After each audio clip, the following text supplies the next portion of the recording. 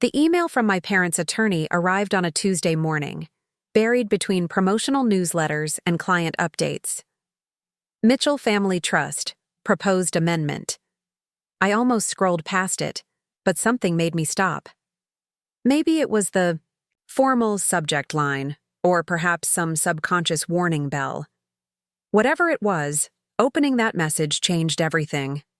As I read the document, my coffee grew cold beside me. There, in legal jargon that couldn't disguise its true purpose, was my parents' attempt to have me completely removed from our family trust.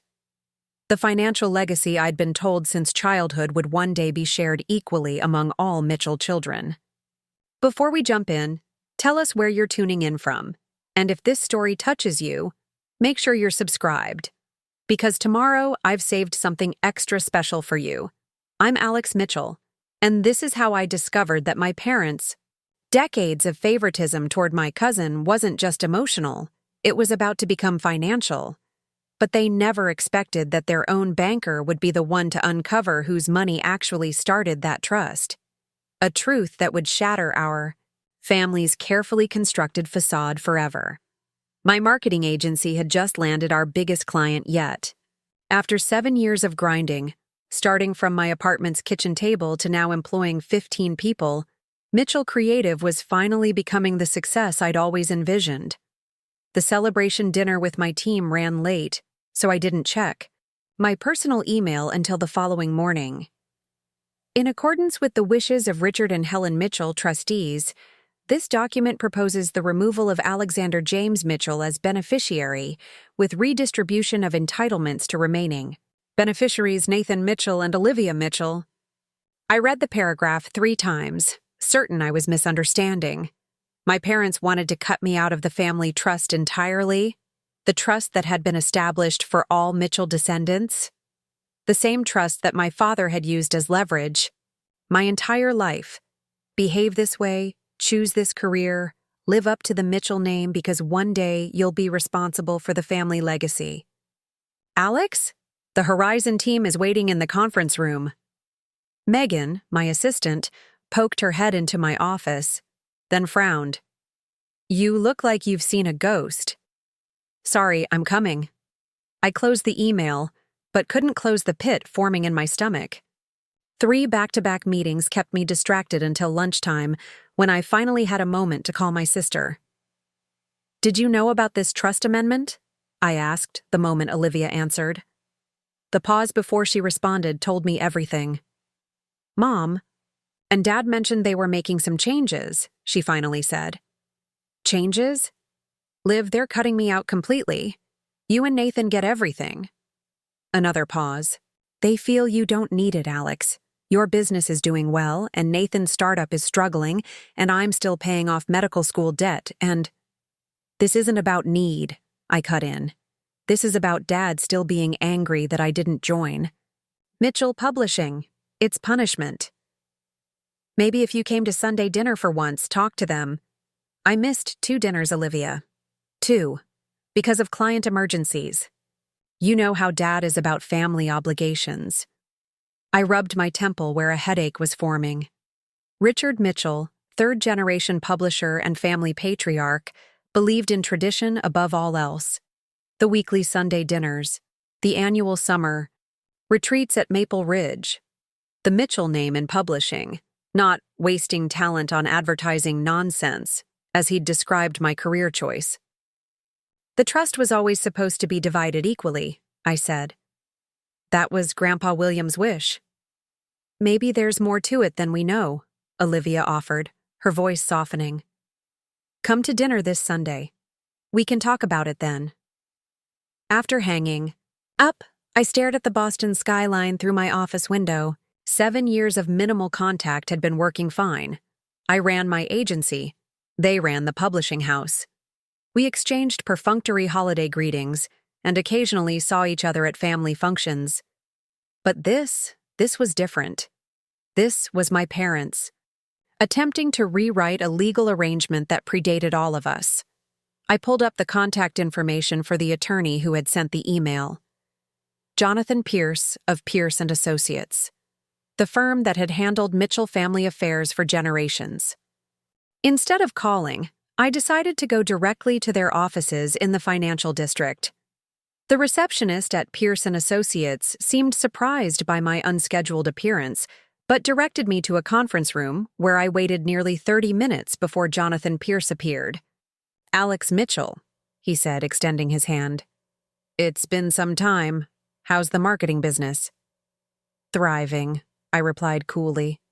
"Unlike my position in the family trust, apparently." Pierce's professional smile dimmed. "Ah, you received my email. Can we skip the pleasantries? I want to know on what grounds my parents are attempting to remove me." He took a seat across from me, opening a leather portfolio. "The Mitchell Family Trust includes provisions allowing the trustees, currently, your parents, to make amendments regarding beneficiaries. Show me." He slid a document across the table, pointing to a paragraph of dense legal text. I read it twice, my advertising-trained eye catching the ambiguity immediately. This is intentionally vague. In the event of substantial change in circumstances or family structure. What substantial change are they claiming?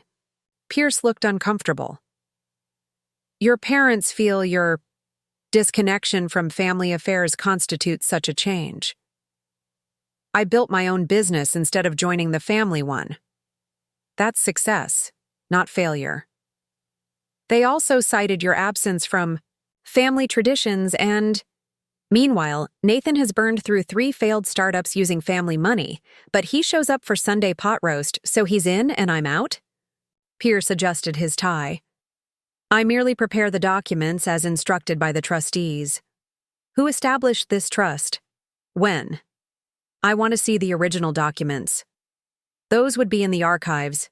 It was established in 1978, from what I recall. I want copies, all of them. The original trust document, any amendments, everything. I'll need to get the trustees' permission to—" "No, you don't," I interrupted.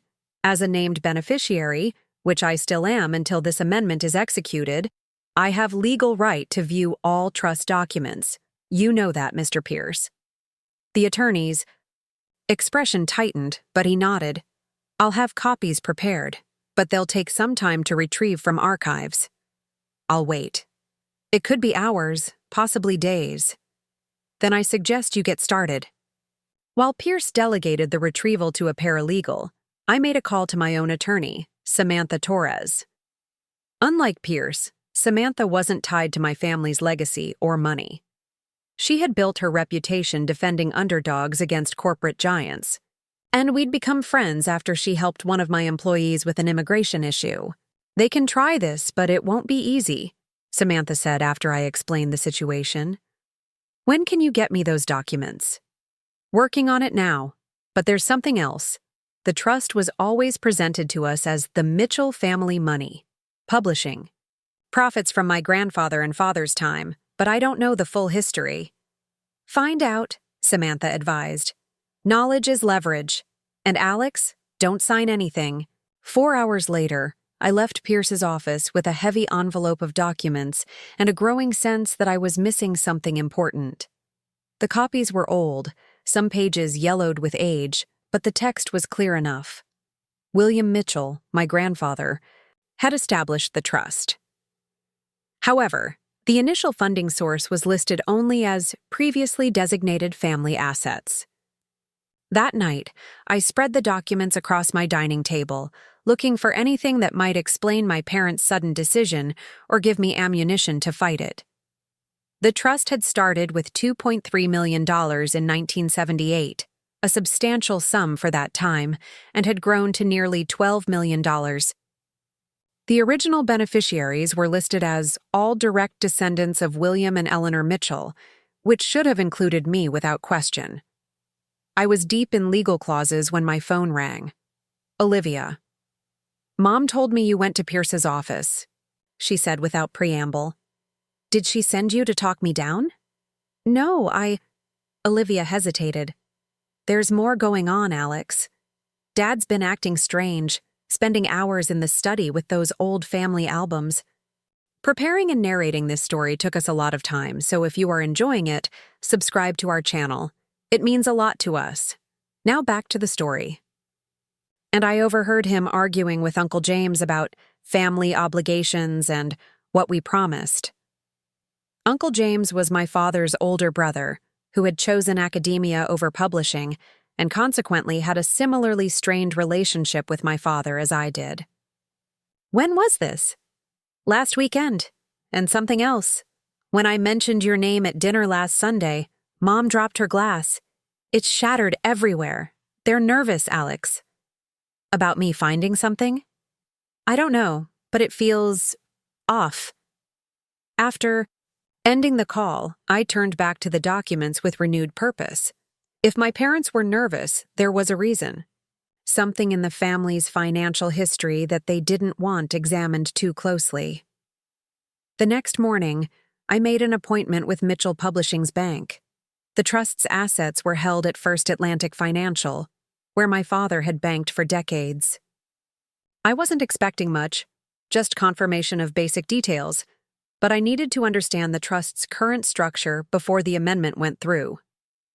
David Chen, a private banking manager, greeted me in the lobby of the gleaming tower.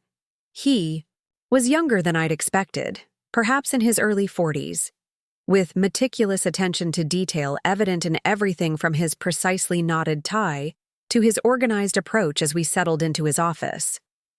Mitchell Publishing has been with First Atlantic for 3 generations, Chen noted as he pulled up records on his computer. Your father is highly regarded here. I'm sure he is, I replied. I'm interested specifically in the Mitchell family trust, its structure, funding history, and current status. Chen's fingers paused over his keyboard. I'll need to verify your authorization to access that information. I slid a copy of the trust document across his desk, pointing to my name among the beneficiaries. Will this suffice? He examined it carefully, then nodded. What specifically are you looking to understand? The origins. I have the formation documents, but they reference previously designated family assets. I want to know what those assets were. Chen frowned. That would be in the historical records. Before my time here, certainly. Can you access them? It may take some research. Our digital records don't go back that far with that level of detail. I handed him my business card. I'd appreciate anything you can find. It's important. As I stood to leave, Chen tilted his head, studying me. Mitchell, you're not in publishing, correct? No, I run a marketing agency, Mitchell Creative. Something flickered across his face, recognition perhaps. Interesting. Let me see what I can find about the trust's origins. Sunday arrived, and with it, the dreaded family dinner. Cedar Grove Estate, my parents' sprawling colonial home in Lakeside Hills, looked exactly as it always had, imposing, perfectly maintained, suffocating in its perfection. I parked my Audi next to Nathan's ostentatious Tesla with the custom MTCHLN license plate and took a deep breath before ringing the doorbell. Helen Mitchell, ever the publisher's wife, had mastered the art of the warm yet dignified greeting. Alex, darling, she air-kissed near my cheek. What a pleasant surprise. It's been... how long? 3 months, Mom. Christmas. Has it been that long? Well, everyone's in the parlor. Your father's showing Nathan some first editions. The parlor was my father's domain, lined with bookshelves containing rare books and publishing memorabilia. As I entered, the conversation halted. Richard Mitchell, still imposing at 68, looked up from an open book, his reading glasses perched on his nose. Alexander, he said, as if my arrival was both unexpected and slightly inconvenient. Join us. I was just showing Nathan the Steinbeck first edition we acquired. Nathan, 2 years younger than me and perpetually attempting to earn my father's approval, offered a tight smile. Cousin, heard your agency landed Horizon Industries. Impressive. Thank you. I accepted a glass of wine from my mother, who had followed me in. though apparently not impressive enough to keep me in the family trust. The room went silent. My father removed his reading glasses, a gesture I recognized from childhood confrontations. "I see Jonathan has been in touch. You could have told me yourself. Or is removing me from my inheritance too uncomfortable to say to my face?" "Don't be dramatic, Alexander," my mother cut in. "It's a simple restructuring based on current family needs." Needs? Or punishment? I looked directly at my father. "Is this still about me not joining Mitchell Publishing?" Richard set down his wine glass with deliberate precision. "This is about responsible stewardship of family resources. Your sister is completing her medical residency with substantial debt. Nathan is developing important innovations in digital publishing that could benefit the company. Meanwhile, you've made it abundantly clear that you want nothing to do with the family business. So my inheritance goes to Nathan's digital publishing experiments? The same Nathan who's burned through 2 rounds of family funding already?" Nathan flushed. "My current platform has major publisher interest." "That's enough," my father interrupted. "The decision has been made. The trust was always intended to support the Mitchell publishing legacy. You chose a different path." "Grandpa William's trust was for all his descendants," I countered. "Not just the ones who followed your approved career path." A new voice entered the conversation. "He's right, Richard." We all turned to see Uncle James standing in the doorway. Unlike my father with his tailored suit, James wore a casual blazer over a button-down shirt, the semi-retired academic who'd never quite fit the Mitchell mold. "This is a family matter, James," my father said stiffly. "The trust is a family matter," James agreed, moving into the room. "One that involves all of us, including Alex. And Eleanor." "Eleanor has nothing to do with this," my mother said quickly. Too quickly. "Eleanor?" I looked between them. "Grandma Eleanor? She passed away before I was born." An uncomfortable silence fell over the room. Uncle James looked at my father with what seemed like a challenge in his eyes. "Perhaps we should move to the dining room," my mother suggested, her hostess instincts kicking in to diffuse tension. Cook has prepared beef Wellington. Dinner was excruciating. Forced conversation about Nathan's latest digital prototype, Olivia's hospital rotation, neighborhood gossip that excluded me entirely. I pushed food around my plate, watching the family dynamics with new eyes. My father and Uncle James barely spoke to each other. My mother refilled her wine glass more frequently than usual. Nathan dominated the conversation, clearly enjoying his favored status. As dessert was served, my phone vibrated with an incoming email. Normally, I wouldn't check during a family meal, but I was desperate for distraction. The sender was David, Chen from First Atlantic Financial. The message was brief. "Found something interesting in archive records. Can we meet tomorrow? Urgent."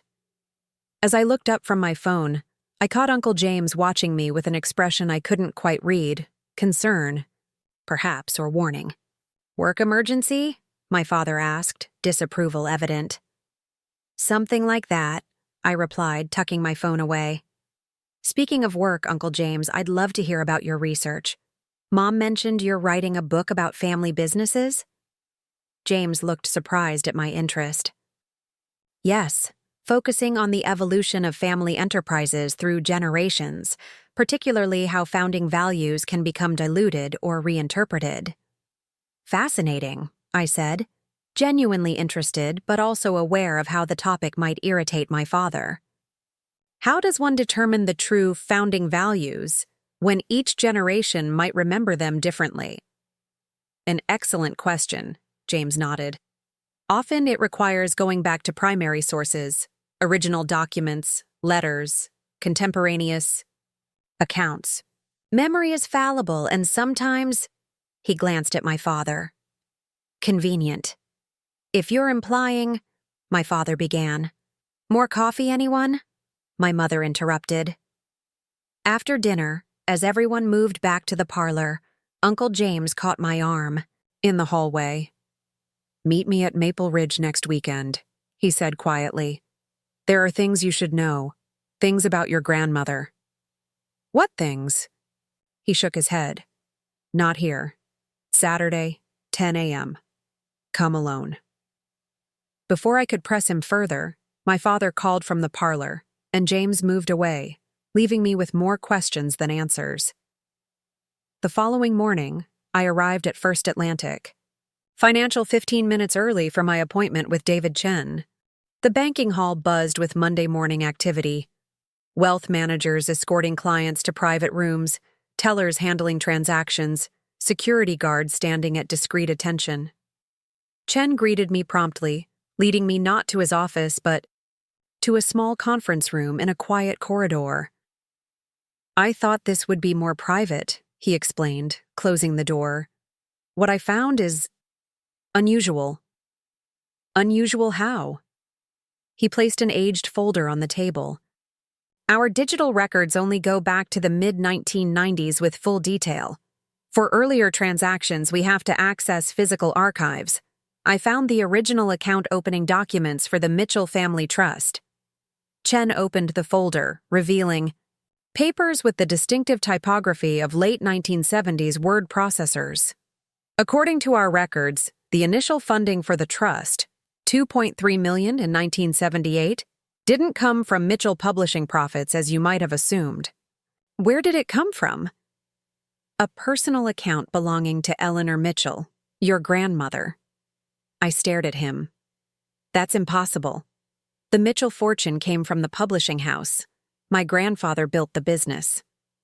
"The publishing house was successful, yes," Chen acknowledged. "But this money came from a separate source, an inheritance that Eleanor Mitchell received in 1977, shortly before the trust was established." "An inheritance from whom?" Chen hesitated. "That's where it gets complicated. The funds were transferred from an account at Somerset Trust Bank, which was acquired by First Atlantic in the 1980s. The original source documentation isn't in our system. But it was definitely her money, not my grandfather's. The account was solely in Eleanor Mitchell's name.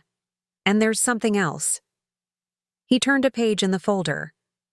The original trust document specified that the assets were to be held for all direct descendants of William and Eleanor Mitchell, with special provision that no beneficiary may be removed without unanimous consent of all adult beneficiaries. I felt a surge of vindication. So they can't cut me out without my agreement. Based on the original document, no, but... Chen frowned. "There appears to have been an amendment in 1992 after Eleanor's death, giving the trustees, your parents, more discretion." "When grandfather was still alive, would he have agreed to that?" "The timing is interesting. William Mitchell suffered a stroke in late 1991, according to our client notes. He remained the technical grantor, but your father gained signatory power during his recovery. The amendment was processed during that period." My mind raced. So my father changed the terms while his father was incapacitated, giving himself more control over money that originally came from his mother? Chen's expression remained neutral, but he didn't contradict me. "I can only tell you what the records show, but as your family's banker, I should mention that unusual activity around trusts during periods of incapacity sometimes raise compliance concerns." "You think there was something improper about the amendment?" "I didn't say that," Chen clarified. "But if you're contesting the recent changes, the circumstances of the 1992 amendment might be relevant." I studied him, wondering why he was helping me. "Why did you dig into this, Mr. Chen? Most bankers would simply defer to the current trustees." Something shifted in his professional demeanor. "My mother worked at Somerset Trust before the merger. She was a junior account manager for Eleanor Mitchell." "Did she know something about this money?" Chen hesitated. "She mentioned once that Eleanor Mitchell was more than she seemed." I didn't understand what she meant until I saw these records. He closed the folder. "I can make copies of these documents for you as a beneficiary, but I suggest you find out more about your grandmother's inheritance. The Somerset Trust records would have been transferred to our archives during the merger. As I left the bank with copies of the documents, I felt as though the ground beneath my family narrative was shifting. My grandmother, a woman I'd only seen in photographs, always elegantly dressed and positioned slightly behind my commanding grandfather, had apparently been the source of our family wealth.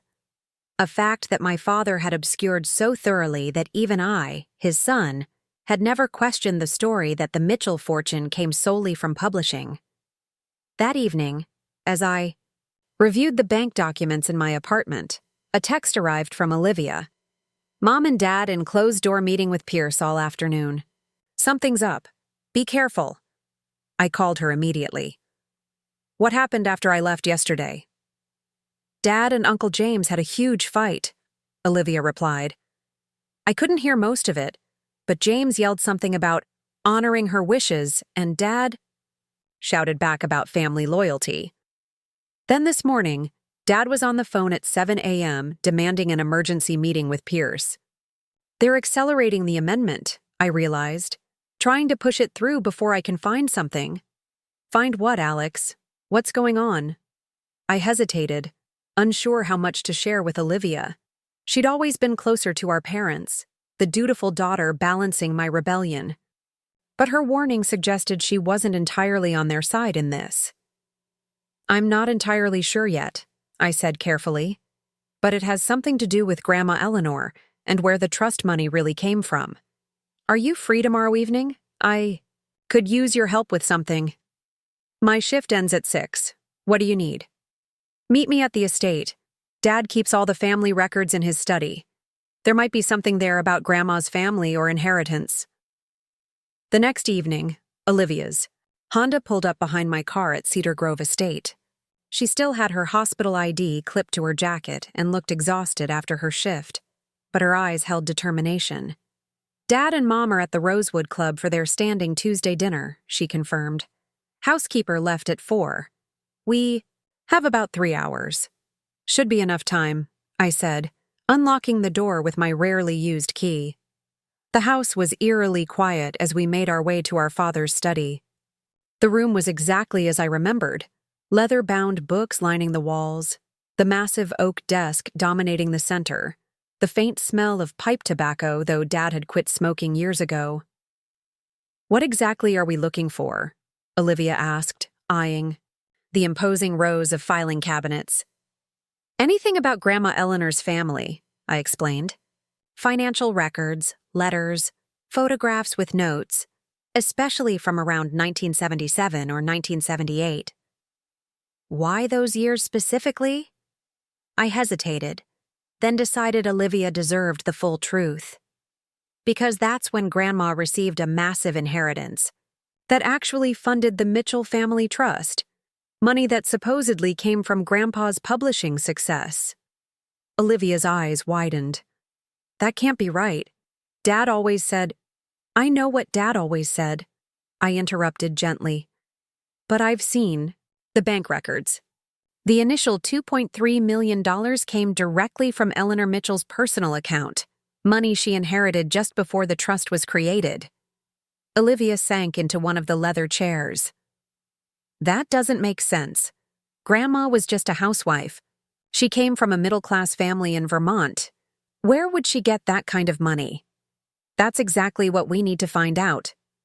We divided the study between us. I took the filing cabinets while Olivia examined the bookshelves, looking for family albums or hidden compartments. After 40 minutes of searching through mundane household records and publishing correspondence, I found a locked drawer at the bottom of the second cabinet.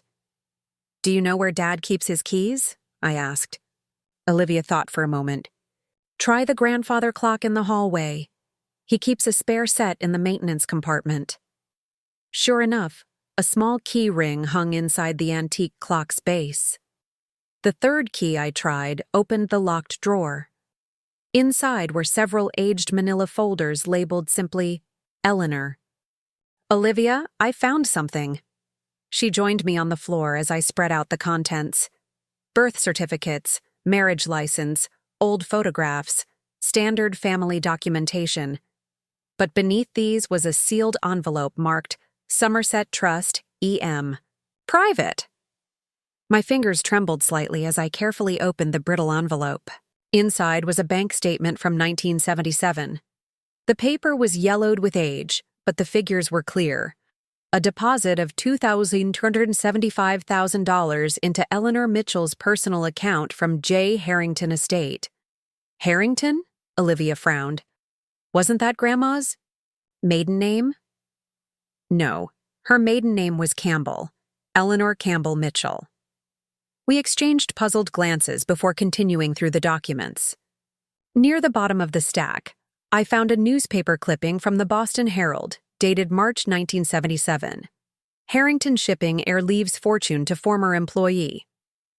James Harrington, last surviving member of the Harrington shipping dynasty, has left the bulk of his $10 million estate to former Secretary Eleanor Mitchell in a move that has shocked Boston society. Harrington, who died childless at 87, changed his will just months before his death, naming Mitchell as primary beneficiary over distant relatives. Mitchell, now married to rising publisher William Mitchell, worked as Harrington's personal secretary from 1942-1948. I handed the clipping to Olivia, my mind racing. She worked for this shipping magnate before marrying Grandpa. Olivia read the article twice. And he left her millions decades later? That seems unusual, I finished. Very unusual. Digging deeper into the folder, we found a handwritten letter on Somerset Trust letterhead addressed to Eleanor. My dear Mrs. Mitchell, as requested, I've structured the trust according to your specifications. The full amount will be designated for all your direct descendants, with provisions that no beneficiary may be removed without unanimous consent. I understand your wish to protect future generations from potential family discord. I must again urge caution regarding your desire to obscure the source of these funds. While there is nothing improper about your inheritance from Mr. Harrington, allowing the assumption that the money originated from Mitchell Publishing may create complications in the future. However, as always, I will respect your wishes in this matter. With highest regards, Marcus Pearson, Trust Manager, Somerset Trust. Olivia and I stared at each other.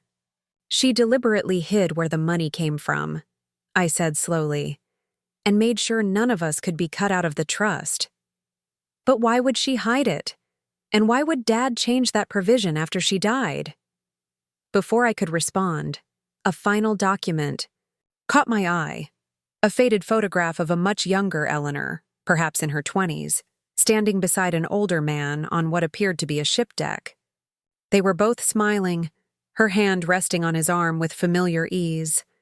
Written on the back in elegant script, James and me, Cape Cod, 1947. The last voyage. Do you think they were? Olivia began delicately. I don't know, I admitted. But whatever their relationship, it was significant enough for him to leave her millions decades later. Money that became our family trust, which Dad has controlled the narrative around ever since. The sound of a car on the gravel driveway made us both freeze. That's Dad's Mercedes, Olivia whispered, panic flashing across her face. We hastily returned the documents to the folder, but there wasn't time to lock everything away properly. I shoved the most important papers, the bank statement, the trust letter, and the photograph, into my jacket pocket. What are we going to say? Olivia asked as we heard the front door open. We're getting some old family photos for my office, I improvised, quickly pulling a random family album from the shelf as footsteps approached the study. The door swung open to reveal our father, still in his dinner jacket, his expression transitioning from surprise to suspicion in an instant. Alexander, Olivia, what are you doing here? His eyes darted to the open filing drawer, the scattered papers we hadn't managed to hide. Hi, Dad, Olivia said with forced brightness. Alex needed some family photos for his new office, and I was helping him look. Richard Mitchell stepped fully into the room, his gaze hardening as he spotted the folder marked Eleanor, partially visible beneath the album in my hands. In my private files? Without permission? His voice was controlled, but ice cold. Those documents are confidential. Confidential? I challenged, unable to contain myself. Or just inconvenient to your version of family history? Like the fact that Grandma Eleanor's inheritance from James Harrington funded the trust, not your publishing success? My father went perfectly still, color draining from his face. You have no idea what you're talking about. I've seen the bank records, I pressed. And now these documents. The trust was Eleanor's money, set up to provide for all her descendants equally. You changed the terms after her death while Grandpa was incapacitated. Why, Dad? To control who gets access? To punish those who don't follow your rules? You need to leave, he said quietly. Now. Richard? What's going on? My mother appeared in the doorway, still wearing her pearl necklace and evening dress from dinner. Her eyes widened as she took in the scene. The open drawer, the scattered papers, my confrontational stance. They were going through my files, my father said tightly. Alexander has been investigating the family finances, making wild accusations. Not wild if they're true, I countered. Mom, did you know? About Grandma Eleanor's inheritance? About how Dad changed the trust terms while Grandpa was recovering from his stroke. Helen Mitchell's hand went to her pearls, a nervous habit I recognized from childhood confrontations. Alexander, please. Some matters are best left in the past. Like where our family money actually came from? Like the fact that Dad's been controlling access to money that was never meant to be used that way? You have no understanding of the complexities involved, my father snapped. Your grandmother's situation was delicate. The decisions made were for the protection of this family's reputation. What was so delicate about her receiving an inheritance? Olivia asked, finding her voice. Unless there was something more to her relationship with James Harrington than just employer and secretary? A tense silence fell over the room. My mother looked away, unwilling to meet our eyes. Get out, my father finally said. Both of you, and Alexander. If you pursue this further, I'll make sure the trust amendment goes through immediately. You can try, I replied, clutching the papers in my pocket. But Grandma's original trust terms required unanimous consent from adult beneficiaries to remove anyone. I'm betting that provision still has legal standing, regardless of your 1992 amendment. Something flashed in my father's eyes. Anger, certainly, but also fear. You have until Friday to reconsider your position, he said. After that, the family attorneys will proceed with or without your cooperation. Olivia and I left Cedar Grove, estate in tense silence, the weight of decades-old secrets hanging between us. Once in my car, I handed her the documents I'd taken. We need to understand exactly what happened, I said. Between Grandma and this Harrington man, and why Dad is so desperate to control this narrative. Uncle James, Olivia suggested. He's the only one old enough to know the truth who might actually tell us. He mentioned Maple Ridge this weekend, I remembered. Said there were things I should know about Grandma. He must have realized. Dad was moving against you with the trust amendment, Olivia said thoughtfully. But why not just tell you outright? Family loyalty, I guessed. He might be willing to point me in the right direction, but not to openly betray his brother without giving him a chance to handle it properly first. We agreed to meet again Thursday evening to plan our approach for the Maple Ridge meeting with Uncle James. Olivia would look into the Harrington family history, while I intended to revisit First Atlantic Financial to see what else David Chen might uncover about the trust's amendment during Grandpa's illness. Wednesday morning brought a terse email from Jonathan Pierce, indicating that the trust amendment proposal had been submitted for legal review, with a projected execution date of Monday, considerably sooner than the timeline originally presented. My father was clearly accelerating his efforts to remove me. I forwarded the email to Samantha Torres, adding the new information about the original trust terms requiring unanimous consent from beneficiaries. Her response was immediate. "This is significant. Can you send me all documentation you found?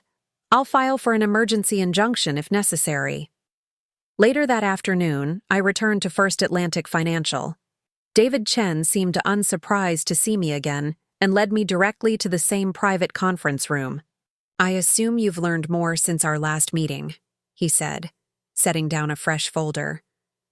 My grandmother's inheritance came from a man named James Harrington, the shipping magnate. She worked as his secretary in the 1940s, and he left her millions in 1977, decades later. Chen nodded. "That aligns with what I found. Harrington Shipping was a major client of Somerset Trust before the merger. After reviewing the transfer records, I can confirm that $2.3 million went directly from the Harrington estate settlement into Mrs. Mitchell's account and then into the newly established family trust. What about the 1992 amendment, the one my father pushed through while my grandfather was recovering from his stroke?" Chen opened his folder. "I found the transaction records from that period. During February to April 1992, there were multiple meetings between Richard Mitchell and Jonathan Pierce at this bank. Our records indicate that William Mitchell was still the legal grantor, but Richard had been granted financial power of attorney during his recovery." "Did anyone from the bank verify Grandpa's consent to the amendment?" A slight frown crossed Chen's face. "There's a signature on the amendment documents, but no record of in-person verification with William Mitchell. It was unusual protocol, especially for a change of this magnitude. Meaning it might not have been properly authorized," I translated. "I cannot make that determination," Chen said carefully. "But I would note that current banking procedures would require much more rigorous verification for such changes." He hesitated, then added, "There's something else. When the amendment was processed, the bank manager involved was Theodore Whitman, your father's former college roommate, according to our client relationship notes. The implications were difficult to ignore. My father had used his power of attorney to alter a trust worth millions while his own father was incapacitated, with his college friend overseeing the transaction. If not technically illegal, it certainly raised ethical questions. Is there any record of communication from my grandmother about her intentions for the trust? Letters? Recorded instructions? Anything?" Chen shook his head. "Not in our digital archives. If such documents exist, they would be in the original paper records in our central storage facility. Those would require formal authorization to access, more than I can provide informally. Could my status as a beneficiary grant that authorization? Possibly, but it would take time, likely weeks, to process such a request. Time I didn't have if my father pushed through the amendment by Monday." Chen seemed to read my thoughts. "There might be another approach. The Somerset Trust merger included transfer of all client documentation. Sometimes personal bankers kept client notes that weren't officially part of the record. My mother worked with your grandmother. She might remember something helpful. Would she be willing to speak with me? She's retired now, living north of the city. I can ask, but I must be clear. Anything she shares would be her personal recollection, not official bank documentation." I nodded gratefully. At this point, personal recollections might be the only way to understand what really happened. As I was leaving, Chen called after me. "Mr. Mitchell, be careful with how you proceed. Family trusts of this magnitude, people can become very protective of them." "My father, you mean?" "Your father, yes, but also others who benefit from the current arrangement. Your cousin Nathan, for instance, has had numerous meetings with your father at this bank in recent months." That detail wasn't particularly surprising, given Nathan's favoritism in the family, but it reinforced my suspicion that his interests were directly opposed to mine in this situation. By Thursday morning, Chen had arranged a meeting with his mother, Lynn Chen, at her home in a quiet suburb north of Boston. As I navigated the tree-lined streets of her neighborhood, I reflected on how quickly my life had been upended. A week ago, I had been focused entirely on growing my agency, content with the distant but functional relationship I maintained with my family. Now I was chasing decades-old secrets that might determine not just my financial future, but my understanding of my entire family history. Lin Chen's home was a modest but elegant ranch-style house with immaculate gardens. She greeted me at the door with a dignified nod, her resemblance to her son immediately apparent in her analytical gaze and precise mannerisms. After David made introductions, he excused himself to take a work call, leaving us in her sunlit living room. "My son tells me you're seeking information about Eleanor Mitchell," she began, pouring tea from a delicate porcelain pot. I was quite junior when I worked with her, but she made an impression. Very proper, very precise about her financial affairs. "Did you know about her connection to James Harrington?" Lynn's hands stilled momentarily. "Yes. When his estate was settled, I assisted the senior manager with the transfer. It was noteworthy. Not many former secretaries inherit millions from their employers, especially after decades have passed. Do you know why he left her the money?" She considered the question carefully. Mrs. Mitchell never discussed it directly, but I remember something she said when setting up the family trust almost immediately after receiving the inheritance. She said, "This money must be protected from those who would control it for their own purposes. It belongs to all the children, equally." She was quite insistent on that point. Did she ever explain what she meant by those who would control it? Not explicitly.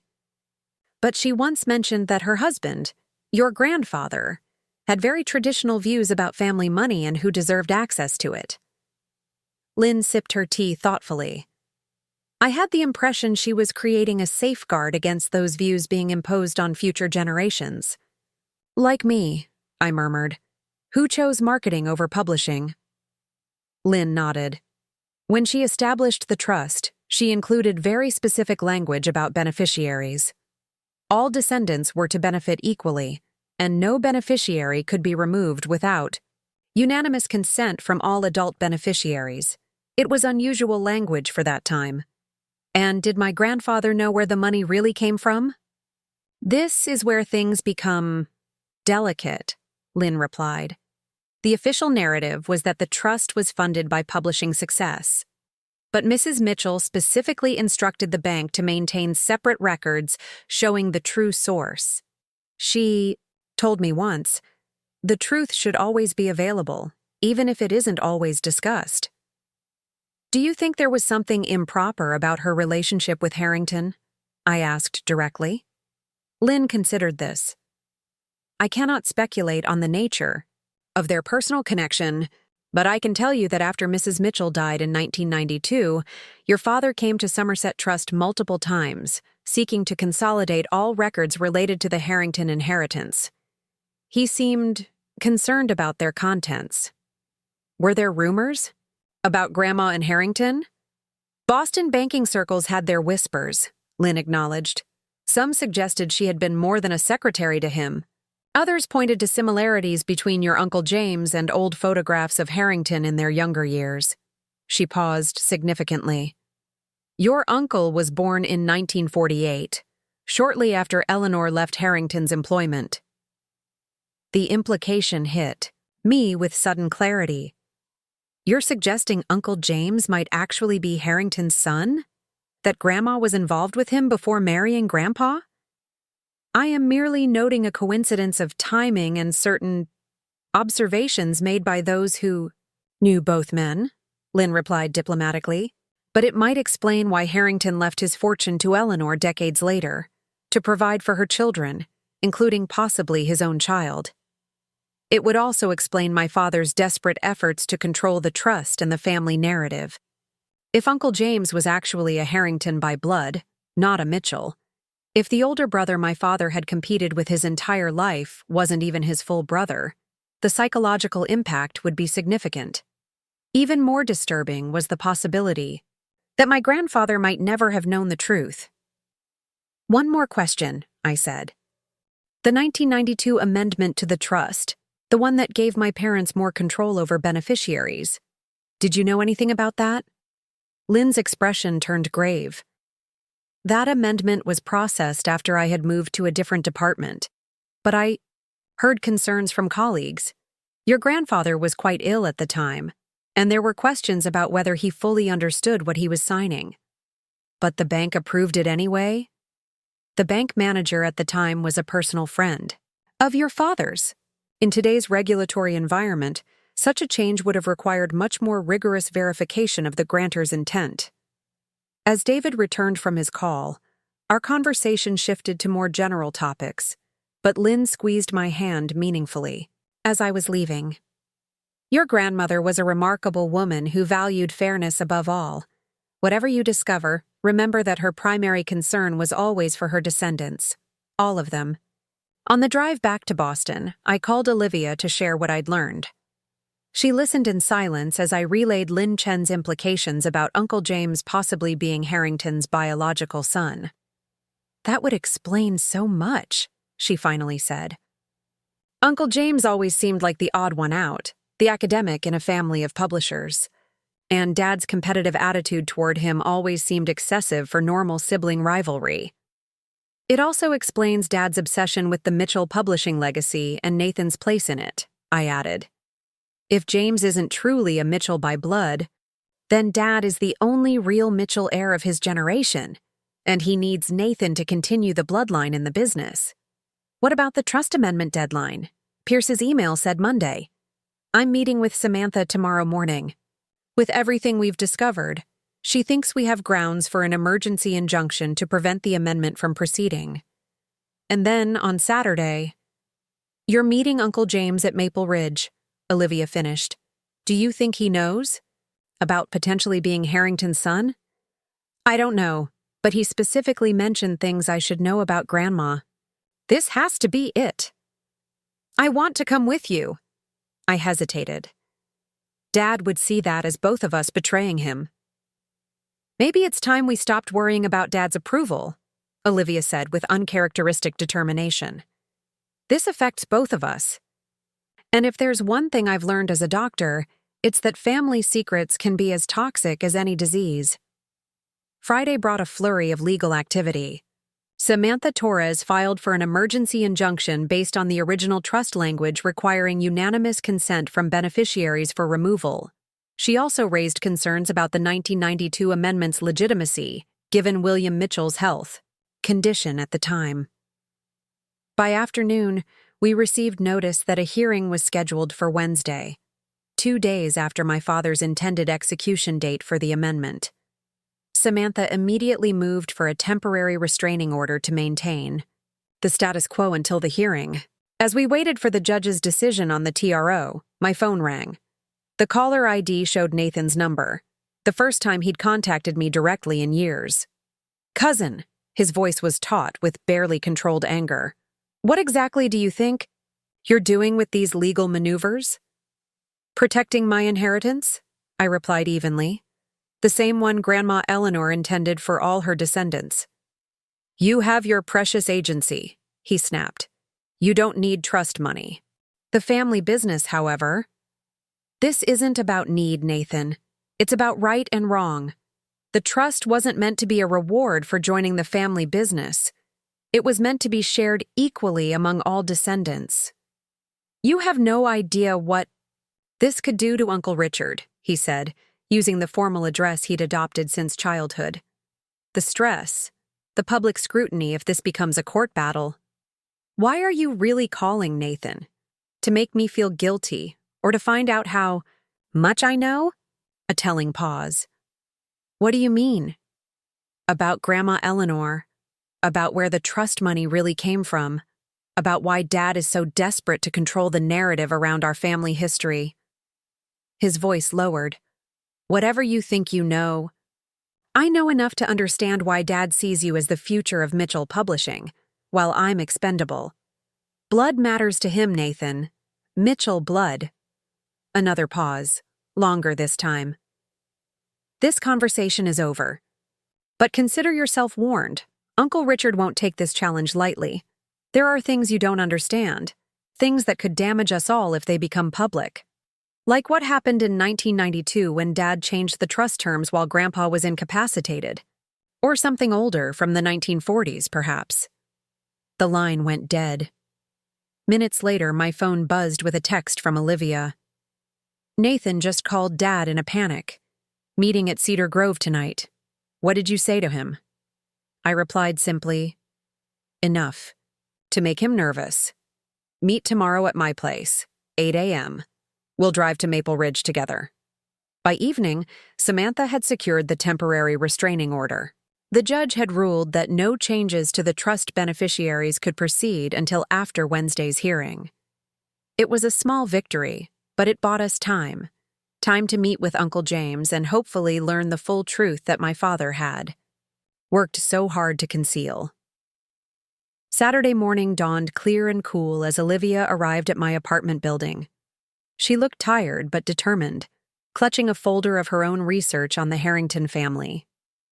I found some old newspaper photographs, she said as we settled into my car for the drive to Maple Ridge. James Harrington in his 30s and 40s. The resemblance to Uncle James is striking. She showed me several printouts, grainy, images of a tall, lean man with distinctive features that were indeed remarkably similar to our uncle's. One photograph from 1945 showed him at a shipping industry gala, and in the background, partially obscured but recognizable, was a young Eleanor Campbell years before she would become a Mitchell. They knew each other socially before she worked for him, Olivia noted. That suggests their relationship might have been more complex than employer-secretary from the start. The drive to Maple Ridge took nearly 2 hours, winding through increasingly rural landscapes. The family retreat was a modest cabin compared to Cedar Grove Estate, a deliberate choice by our grandmother who had favored its simplicity and seclusion on the shores of a small lake.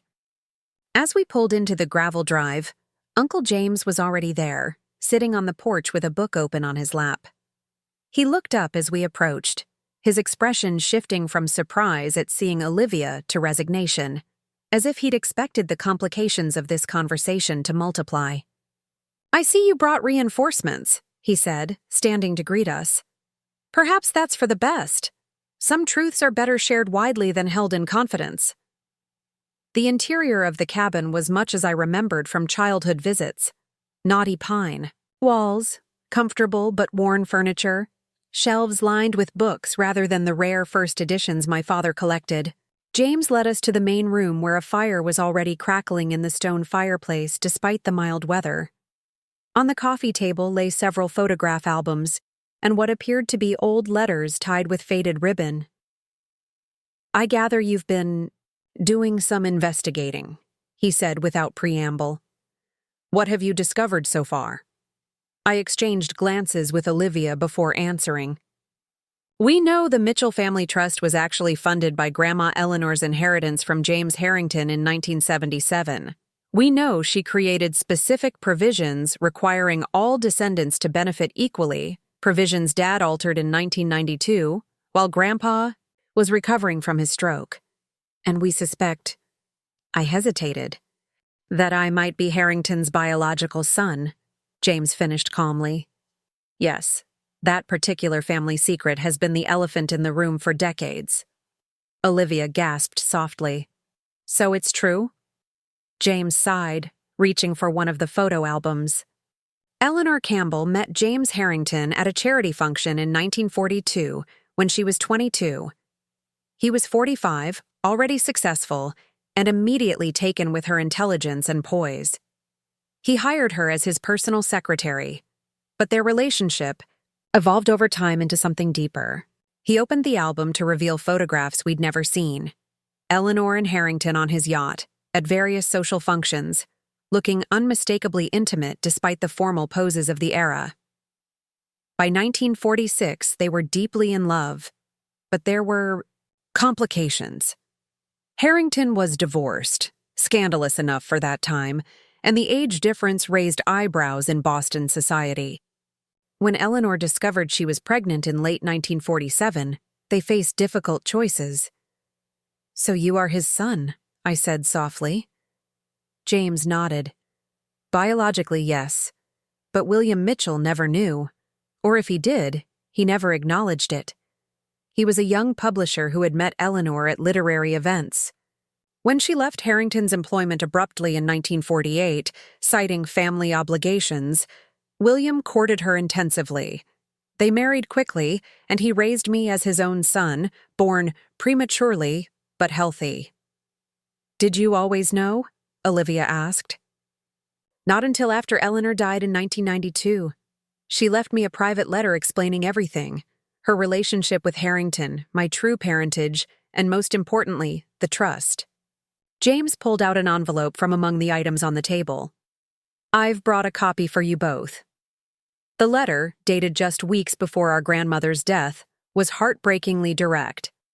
"My dearest James, by the time you read this, I will be gone, and it's time you knew the full truth of your heritage and the provisions I've made for all my beloved grandchildren. James Harrington was your biological father.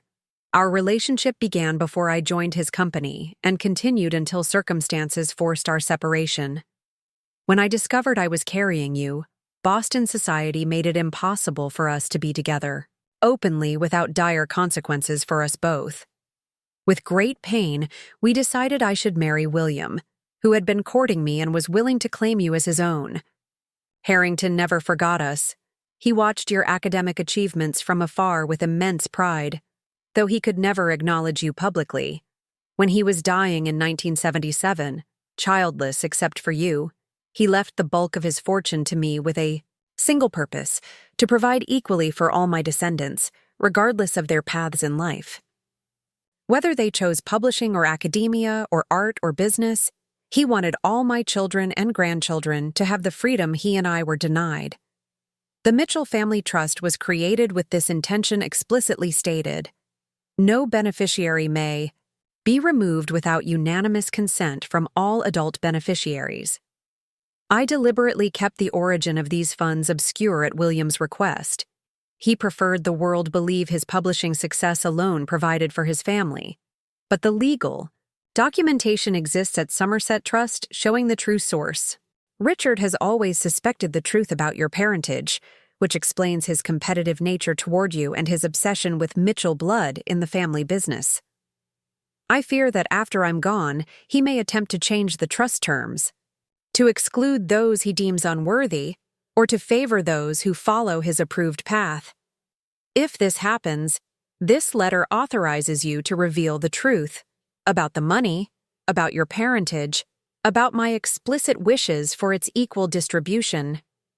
The trust is not Richard's to control according to his biases. It belongs to all of you equally. With eternal love, your mother, Eleanor." Olivia wiped tears from her eyes as she finished reading. Grandma really did think of everything. "She was always 10 steps ahead," James agreed with a sad smile. "Unfortunately, she didn't anticipate how quickly Richard would move to alter the trust after her death, while William was incapacitated. By the time I realized what had happened, the changes were already implemented." "But why didn't you challenge it then?" I asked. James sighed heavily. "Family loyalty, partly. Despite everything, Richard is still my brother, or half-brother, and William raised me as his son without question, but also because the amended terms hadn't yet been used to actually exclude anyone. It remained theoretical until you, Alex, the first grandchild to truly forge an independent path. So when you heard about the proposed amendment to remove me, I knew it was time to finally honor Eleanor's wishes," James confirmed. "Her letter specifically authorizes disclosure if Richard attempted to use the trust to control or punish family members who didn't conform to his vision." "We've already filed for an injunction," I told him, "based on the original trust terms requiring unanimous consent from beneficiaries. The hearing is Wednesday." "And Richard knows you're investigating," James guessed, "which explains his accelerated timeline for the amendment." "We need you to testify," Olivia said suddenly. about Grandma's letter, about Dad's amendment while Grandpa was ill.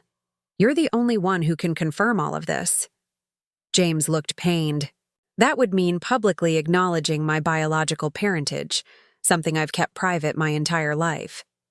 It would also permanently damage my relationship with Richard. Hasn't he already damaged that relationship by trying to use the trust as a weapon? I countered. By disregarding Grandma's explicit wishes? Before James could respond, my phone rang. Samantha Torres. I excused myself to take the call on the porch. Alex, something's happened, she said without preamble. Pierce filed an emergency motion this morning claiming you obtained confidential financial documents illegally. He's seeking to have our injunction dissolved and the amendment fast-tracked, based on alleged criminal conduct by you in accessing private family records. My stomach dropped. That's absurd. I'm a beneficiary. I have a right to those documents. Technically, you had a right to request them through proper channels, not to remove them from your father's office, Samantha clarified. It's a legal, gray area, but enough to potentially sway the judge. We need something definitive, original documentation proving the trust's actual terms and intent. I glanced back through the window at James, still deep in conversation with Olivia. I think I know where to get it. I returned to the cabin and quickly explained the situation to James and Olivia. Pierce is claiming I obtained documents. Illegally, I concluded. They're trying to fast-track the amendment before Wednesday's hearing. James rubbed his forehead, a gesture so similar to one of my father's habits that I wondered how I'd never noticed their differences before. Richard always did prefer aggressive legal tactics when backed into a corner. We need the original trust documents, I pressed.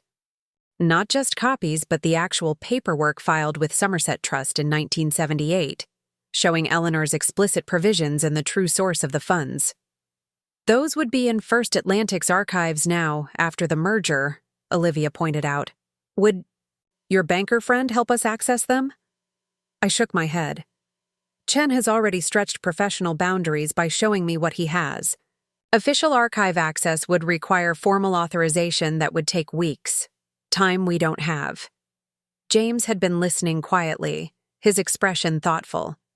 There might be another way, he said finally. Eleanor didn't trust institutions, completely, even banks. She kept duplicate originals of important documents. Where? Olivia and I asked simultaneously.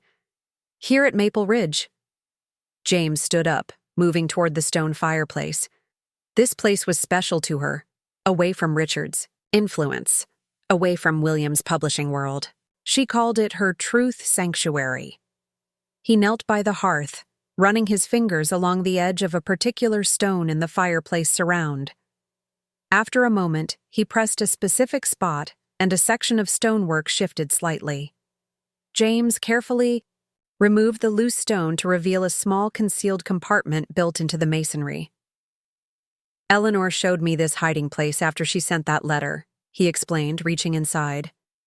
Said if I ever needed proof of her intentions, I'd find it here. From the hidden compartment, James withdrew a weathered metal box. It was small, but appeared to be solidly constructed, with a simple lock. From his pocket, he produced a key on an old leather fob. She gave me this key the last time I saw her alive, he said softly. Told me to use it only if absolutely necessary. Inside the box were several sealed envelopes, each labeled meticulously in Eleanor's elegant handwriting. James carefully sorted through them until he found one marked Trust, Original Documents and Provisions, 1978. The envelope contained exactly what we needed. The original trust document with Eleanor's signature, and those of the Somerset Trust officers, including official bank seals and notarizations. The language was explicit. All direct descendants of Eleanor Campbell Mitchell shall benefit equally from the trust, and no beneficiary may be removed without unanimous written consent of all adult beneficiaries. Another document detailed the source of funds, a direct transfer from the James Harrington estate settlement, with a personal note from Harrington attached. for Eleanor and all her children and their children to come. May they each find their own path with the freedom we were denied." "This is definitive," I said, carefully examining the papers. "With these original documents, we can prove Dad's 1992 amendment violated the fundamental terms of the trust." "There's something else," James said, extracting another envelope labeled, "For Richard, to be opened only in my absence." He handed it to me. "I believe this was Eleanor's contingency plan if Richard ever tried to alter her intentions for the trust." The sealed envelope had never been opened. Inside was a letter addressed directly to my father, dated just weeks before Eleanor's death. "Richard, if you are reading this, I am gone, and you have taken actions regarding the family trust that have necessitated James sharing this letter with you. The money that formed the Mitchell Family Trust came from James Harrington, not from the publishing house. He left his fortune to me explicitly for the benefit of all my descendants, regardless of their chosen paths in life. Yes, Richard, all my descendants. I have always known you suspected the truth about James's parentage. Harrington was indeed his biological father. This fact changes nothing about your father's love for him or for you. William raised you both as his sons without distinction. But it perhaps explains your lifelong competitiveness toward your brother and your obsession with Mitchell blood in the family business. The trust was deliberately structured to prevent exactly what I fear you are now attempting, using financial control to force family members into your approved path. No beneficiary may be removed without unanimous consent, and these original documents, with their clear provisions, remain legally binding regardless of any amendments you may have implemented during William's incapacity. I loved you deeply, Richard, but I recognized your tendency to control rather than nurture. This letter is my final attempt to protect all my grandchildren from that tendency. If you choose to challenge these provisions in court, be aware that doing so will necessitate revealing the complete truth about the origin of the Mitchell family fortune and James's parentage. Revelations I have spent decades protecting for your father's sake. I hope instead you will honor my wishes and remember that true family legacy lies not in controlling your children's choices, but in supporting the unique paths they forge for themselves. With enduring love despite our differences, your mother, Eleanor. Olivia and I exchanged stunned glances as I finished reading. Grandma really did think of everything, I said quietly. She knew Richard better than anyone, James replied, including his weaknesses and what would matter most to him, family appearance and control of the narrative. My phone vibrated with an incoming call from Samantha Torres. "Alex, the judge has scheduled an emergency hearing for Monday morning. On Pierce's motion," she reported. "If your father succeeds, the injunction will be lifted, and they can proceed with removing you before our Wednesday hearing on the merits." "We found the original trust documents," I told her, with explicit language preventing any beneficiary from being removed without unanimous consent. "And we have much more. Evidence that the 1992 amendment was improperly executed while Grandpa was incapacitated, plus a letter from Grandma explaining her intentions." "That changes everything," Samantha said. "But we'll need to present all of it at tomorrow's hearing. Can you bring the documents to my office tonight? I'll need time to prepare our response." After agreeing to meet Samantha in Boston by evening, I turned back to James and Olivia. "We need to decide how far we're willing to go with this," I said carefully. "Presenting these documents in court means publicly revealing family history that's been kept secret for decades, including your biological parentage, Uncle James.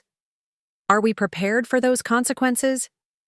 James was silent for a long moment, absently, tracing the embossed seal on Eleanor's letter. "I've lived my entire adult life knowing the truth but respecting Eleanor's wish to protect William's dignity. But she was also explicit that if Richard ever tried to use the trust against any of her descendants, the truth should come out. What about one more attempt to resolve this privately?" Olivia suggested. "Show Dad what we've found, give him The chance to withdraw the amendment without public disclosure? Will he listen? I asked skeptically. Perhaps not to you or me, James acknowledged. But Eleanor's letter to him might give him pause. It's one thing to dismiss us. It's another to defy his mother's explicit final wishes when confronted with her own words.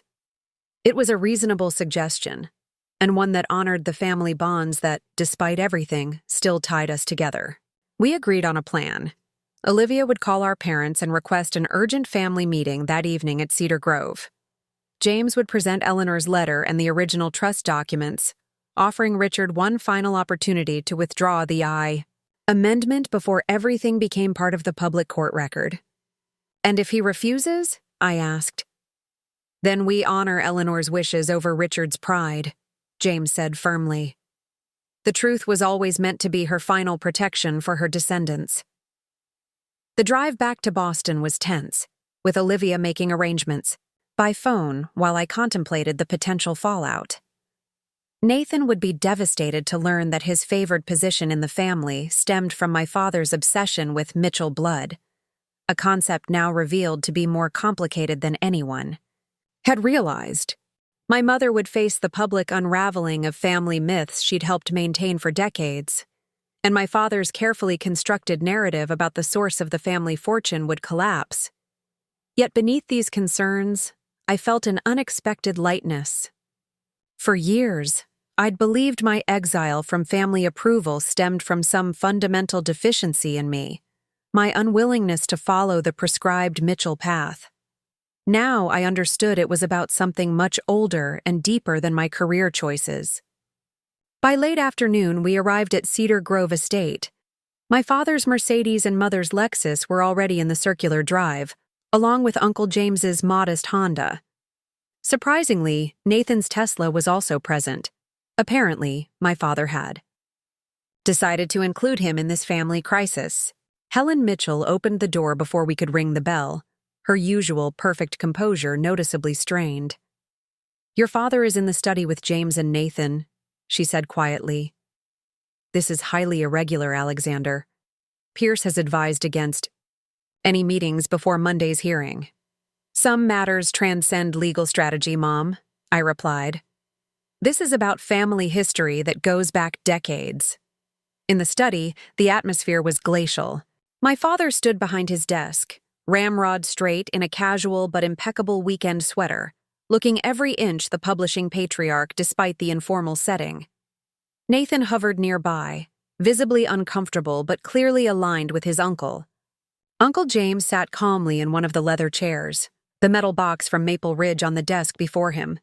"I see you've involved Olivia in your schemes now," my father said by way of greeting.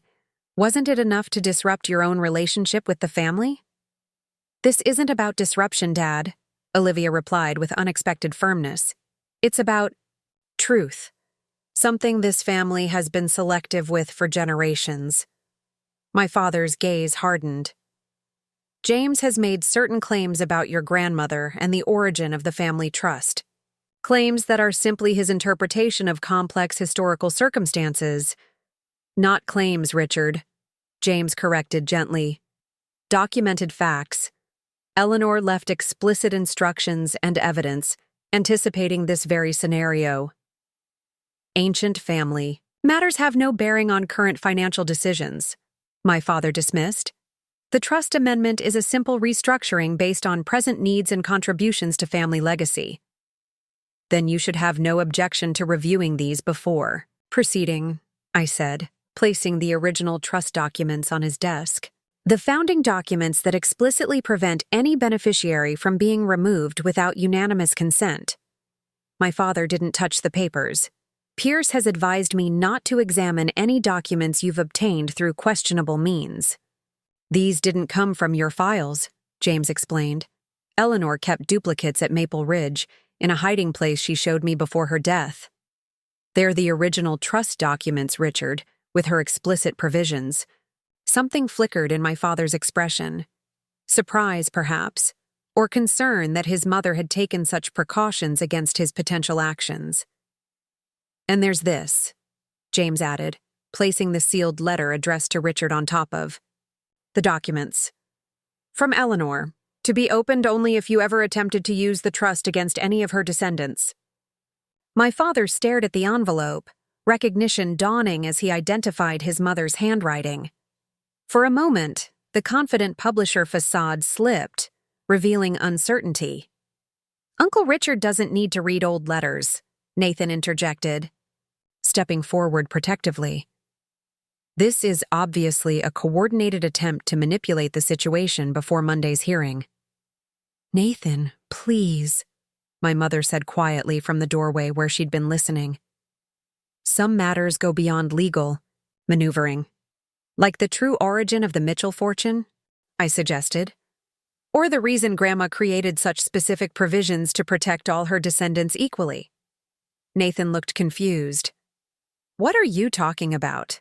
The trust came from Grandpa William's publishing success. Actually, it didn't, James said gently. The initial funds, all $2.3 million, came from James Harrington's estate. He left his fortune to Eleanor in 1977. The shipping magnate? Nathan frowned. Why would he leave money to Grandma? A heavy silence filled the room. My father reached slowly for the envelope, his hand not entirely steady. Perhaps we should continue this discussion privately, Richard, my mother suggested, glancing meaningfully at Nathan. Nathan stays, my father said firmly. Whatever schemes they've concocted, he should hear them too. It's not a scheme, Dad, Olivia said. It's family history that affects all of us, especially your decision to remove Alex from the trust. With deliberate movements, my father opened Eleanor's letter. The study remained silent as he read, his expression gradually shifting from skepticism to shock and finally to something approaching grief. When he finished, he set the letter down carefully, removed his reading glasses, and for perhaps the first time in my adult life, avoided meeting anyone's eyes. Is it true? He finally asked James. All of it? James nodded. All of it. Eleanor confirmed everything to me after she sent that letter. She had evidence, photographs, letters between them spanning decades. Harrington watched my academic career from afar. He was proud, she said, though he could never acknowledge me publicly. So you're not... Nathan began, struggling to process the implications. Not a Mitchell by blood, James confirmed gently. Though William raised me as his son without question or distinction, a fact Eleanor treasured about him. My father seemed to age years in minutes, the carefully constructed family narrative he'd maintained for decades crumbling before him. The bank records? He asked, his voice uncharacteristically subdued. All confirmed the transfer from Harrington's estate directly to Eleanor's account, then to the trust, I said. First Atlantic has the complete documentation, inherited from Somerset Trust after the merger. And the 1992 amendment, James added quietly, processed while William was incapacitated, with your college roommate Theodore Whitman overseeing the transaction, an amendment that directly contravened Eleanor's explicit provisions requiring unanimous consent from beneficiaries for any removal. Nathan looked bewildered. Is that why you've always pushed me to succeed in publishing? Because Uncle James isn't actually... Nathan, that's enough, my mother interjected firmly. This isn't about you. But it was, in many ways. My father's obsession with Nathan continuing the true Mitchell legacy suddenly made perfect, if painful, sense. With James revealed as Harrington's biological son, Richard was the only real Mitchell of his generation, and Nathan, his sister's son who shared the Mitchell name, became the repository of all his hopes for the family publishing legacy. If these documents are presented in court tomorrow, Samantha had advised me earlier, everything becomes public record. James's parentage, the true source of the Mitchell fortune, the questionable 1992 amendment. The Mitchell publishing reputation would face significant scrutiny. I watched my father struggling with this reality, his lifelong devotion to the family's public image warring with his desire to maintain control over the trust. What do you want? He finally asked, looking directly at me for the first time. What Grandma Eleanor wanted, I replied simply, for all her descendants to benefit equally from the trust, regardless of their chosen paths. For the amendment proposal to be withdrawn, with acknowledgement that no beneficiary can be removed without unanimous consent. And if I agree? His voice was measured, the publisher negotiating terms. Then these documents remain private, James said. Eleanor's letter to you stays between us. My parentage remains a family matter, not public record. The truth doesn't disappear, Dad, Olivia added gently. But it doesn't have to destroy what matters, our family, imperfect as it is. My father was silent for a long moment, seemingly wrestling with decades of carefully maintained control and narratives. Finally, he reached for his phone. Pierce? Richard Mitchell. Cancel the emergency hearing for Monday. Yes, I'm certain.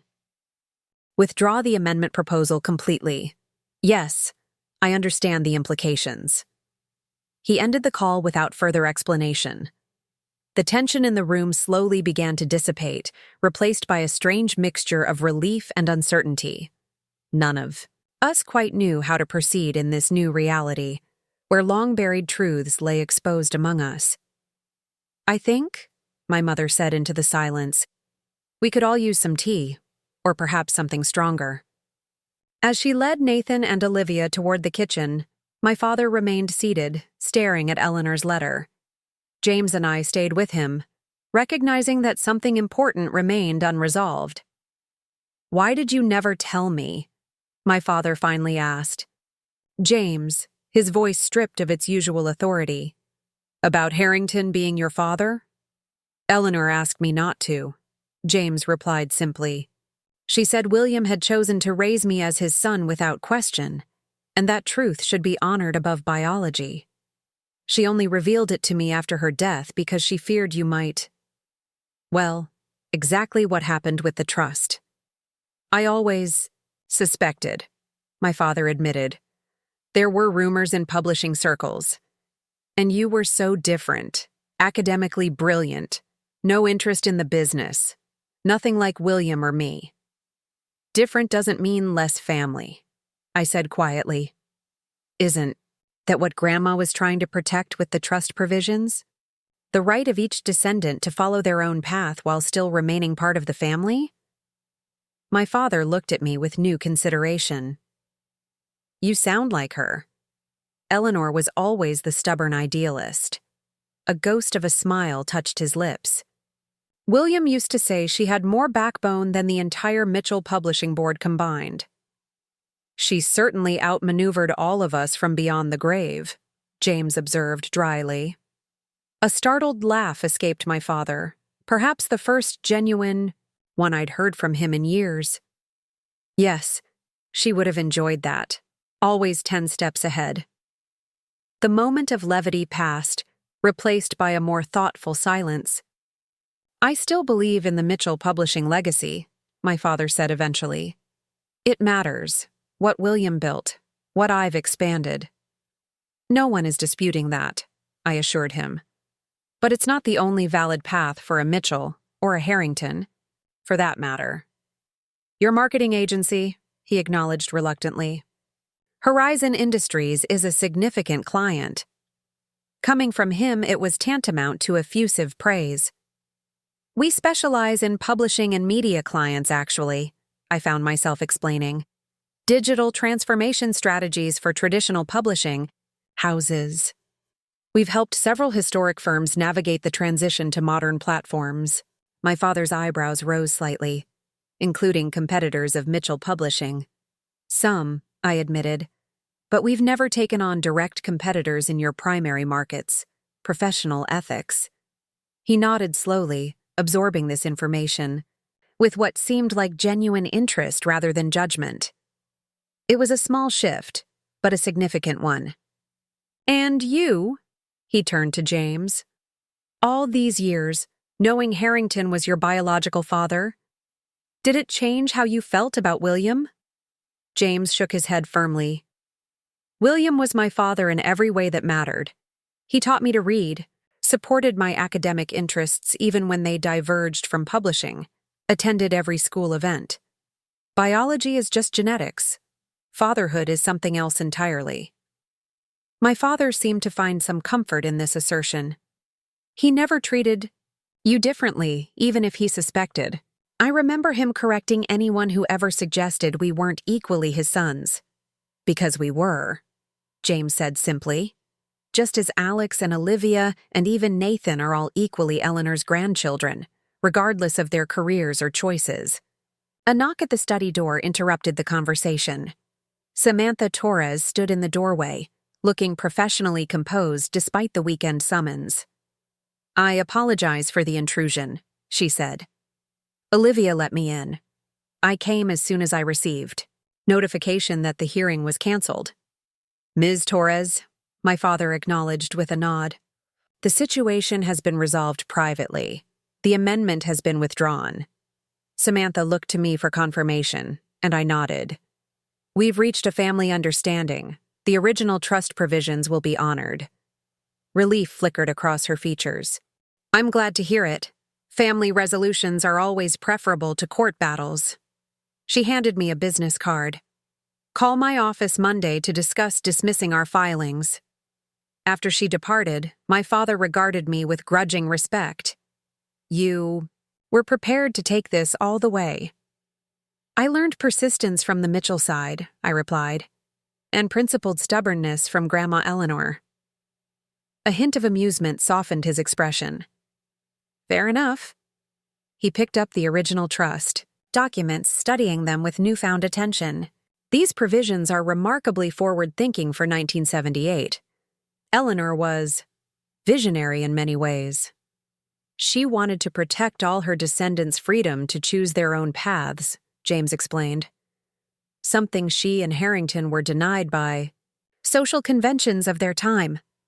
My father nodded thoughtfully. "The amendment will be formally withdrawn on Monday. The original provisions will stand." He looked directly at me. "You remain a full beneficiary, as Eleanor intended." It was the outcome I'd fought for, yet somehow it felt secondary now to the deeper revelations about our family. "Thank you," I said simply. "Don't thank me," he replied with unexpected honesty. "I was wrong to attempt the amendment. Eleanor's wishes were clear, and He hesitated. "I allowed personal disappointments to cloud my judgment." Coming from Richard Mitchell, this near apology was extraordinary. "Perhaps we all have opportunities to reconsider certain assumptions," I offered. "Indeed." He gathered Eleanor's letter and carefully returned it to its envelope. "I believe I'll keep this in a safer place. A reminder of sorts." As James and I rose to join the others in the kitchen, my father remained seated, seemingly lost in thought. At the door, he called my name. "Alexander, this digital transformation work your agency does for publishers. I might be interested in hearing more about it. Not immediately, but perhaps soon." It wasn't a job offer or even a client proposition. More an opening, a small crack in a door that had been firmly closed for years. "Whenever you're ready," I replied. "I'm not going anywhere." In the kitchen, we found an unexpected tableau. Nathan and Olivia engaged in earnest conversation over teacups, with my mother adding cookies to a serving plate with mechanical precision, clearly processing the afternoon's revelations in her own methodical way.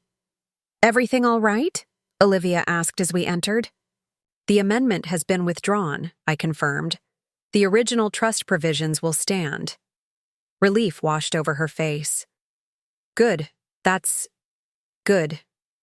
"Nathan has something he'd like to say," my mother prompted gently. Nathan stood, visibly uncomfortable, but determined. "I've been thinking about the digital publishing platform I've been developing. It needs work." He looked directly at me for perhaps the first time without competitiveness or resentment. "Your agency has expertise in digital transformation for publishers. I could use some professional guidance, paid consultation." "Of course." The offer caught me completely off guard. "I'd be happy to review what you're working on," I found myself saying. We could start with an informal assessment. That would be helpful, Nathan said stiffly, but with what seemed like genuine relief. As Uncle James began helping my mother with the tea service, a domestic task I'd never seen a man perform in this house before, I caught Olivia's eye. She smiled slightly and shrugged as if to say, "Stranger things have happened." And indeed, they had. In the space of a week, generations of family secrets had unraveled, revealing a more complex and ultimately more human history than the polished narrative I'd been raised with. James Harrington and Eleanor Campbell's thwarted love, William Mitchell's quiet dignity in raising another man's son as his own, my grandmother's foresight in protecting her descendants' freedom of choice through careful trust provisions, even my father's flawed but understandable desire to preserve what he saw as the Mitchell legacy. None of it was the simple story of publishing success and Mitchell exceptionalism I'd grown up with. It was messier, more painful, but also richer and more authentic. As we gathered around the kitchen table, a space usually reserved for staff, not family gatherings, the conversation remained cautious but notably free of the usual tensions and performance. Nathan asked reasonably intelligent questions about digital marketing strategies. My mother inquired about a new client project with what seemed like genuine interest. Uncle James shared anecdotes about Eleanor that painted her as far more determined and strategic than the supportive publishing wife I'd always envisioned. My father joined us eventually, still subdued, but making visible efforts to engage differently. When he mentioned Mitchell Publishing's quarterly results, he did so not as a rebuke to my different path, but simply as family news to be shared. Small steps, imperfect ones, but movement nonetheless toward what Eleanor had perhaps hoped for all along, a family defined not by rigid adherence to a singular legacy, but by respect for each member's unique contribution. By evening, as Olivia and I prepared to leave, Uncle James pulled me aside in the front hallway. "Eleanor would be proud of you," he said quietly, "not just for standing your ground, but for seeking truth while still valuing family bonds." "I had a good example in you," I replied. "Standing between two worlds all these years, honoring both William's love and Eleanor's truth." He smiled slightly. "Family is rarely the simple narrative we try to make it. It's contradictions and compromises, secrets and sacrifices. The truest legacies often lie in what goes unspoken." "Not anymore," I observed. "At least not about this." "No," he agreed. "And perhaps that's Eleanor's final gift to us all. Freedom from secrets too long maintained." As Olivia and I drove away from Cedar Grove Estate, the grand house that had always symbolized the Mitchell legacy appeared somehow different in the evening light, not diminished by the revelations about its funding source or the complicated history behind its prosperity, but more human, more authentic in its imperfections. "Do you think things will actually change?" Olivia asked, watching the house recede in the side mirror. "Some will, some won't," I replied honestly. "Dad is still Dad. The publishing legacy still matters deeply to him, but maybe there's room now for different interpretations of what family contribution means." "Nathan seemed almost human when asking about your marketing expertise," she observed with a hint of amusement. "Miracles never cease," I agreed, though I suspect his sudden interest has something to do with Dad's revelation, that he wants to discuss digital transformation with me soon. "Always the competition with those two," Olivia sighed. "At least now you know it wasn't personal, just Dad's complicated relationship with legacy and bloodlines." As we reached the main road, my phone buzzed with a text from David Chen. "Heard the emergency hearing was canceled? Good resolution?" "Better than expected," I replied. "Family truths revealed, original provisions upheld. Thank you for your help." His response came quickly. "Glad to hear it. Perhaps your grandmother and my mother were right. Some truths should always be available, even when not discussed." I smiled at the echo of Eleanor's philosophy. The Mitchell family trust would continue as she had intended, supporting all her descendants equally as they forged their own paths. The truth about its origins and James's parentage would remain within the family, honored but no longer weaponized. And as for my place in that family? For the first time in years, it felt less like an exile and more like a different but equally valid branch of the same tree, exactly as Eleanor had intended when she enshrined her wishes in those trust provisions. All those years ago, you know, Olivia mused as we drove toward the city. Grandma Eleanor was pretty remarkable, orchestrating all this protection for us from decades ago. She was, I agreed. Makes you wonder what other surprises might be waiting in that metal. Box at Maple Ridge. Olivia laughed. One family revelation at a time is enough, don't you think? Absolutely, I conceded. But it's nice to know the truth was always there, just waiting for the right moment to emerge. Like water finding cracks, some truths cannot be contained forever, especially when guarded by someone as determined as Eleanor Mitchell, who understood that the most valuable family legacy isn't money or business success, but the freedom for each generation to define success on their own terms. Monday morning arrived with a sense of cautious optimism. After confirming with Samantha that my father had indeed formally withdrawn the amendment proposal, I returned to work with a strange mixture of relief and disorientation. The marketing agency I'd built over 7 years, the career choice that had initially sparked the rift with my father, now felt like a sanctuary of normalcy amid the upheaval of family revelations. You look different, Megan observed as I reviewed the week's client schedule at our morning briefing. Less tense. Family matters, I explained vaguely. Finally resolved. She nodded, wisely not pressing for details.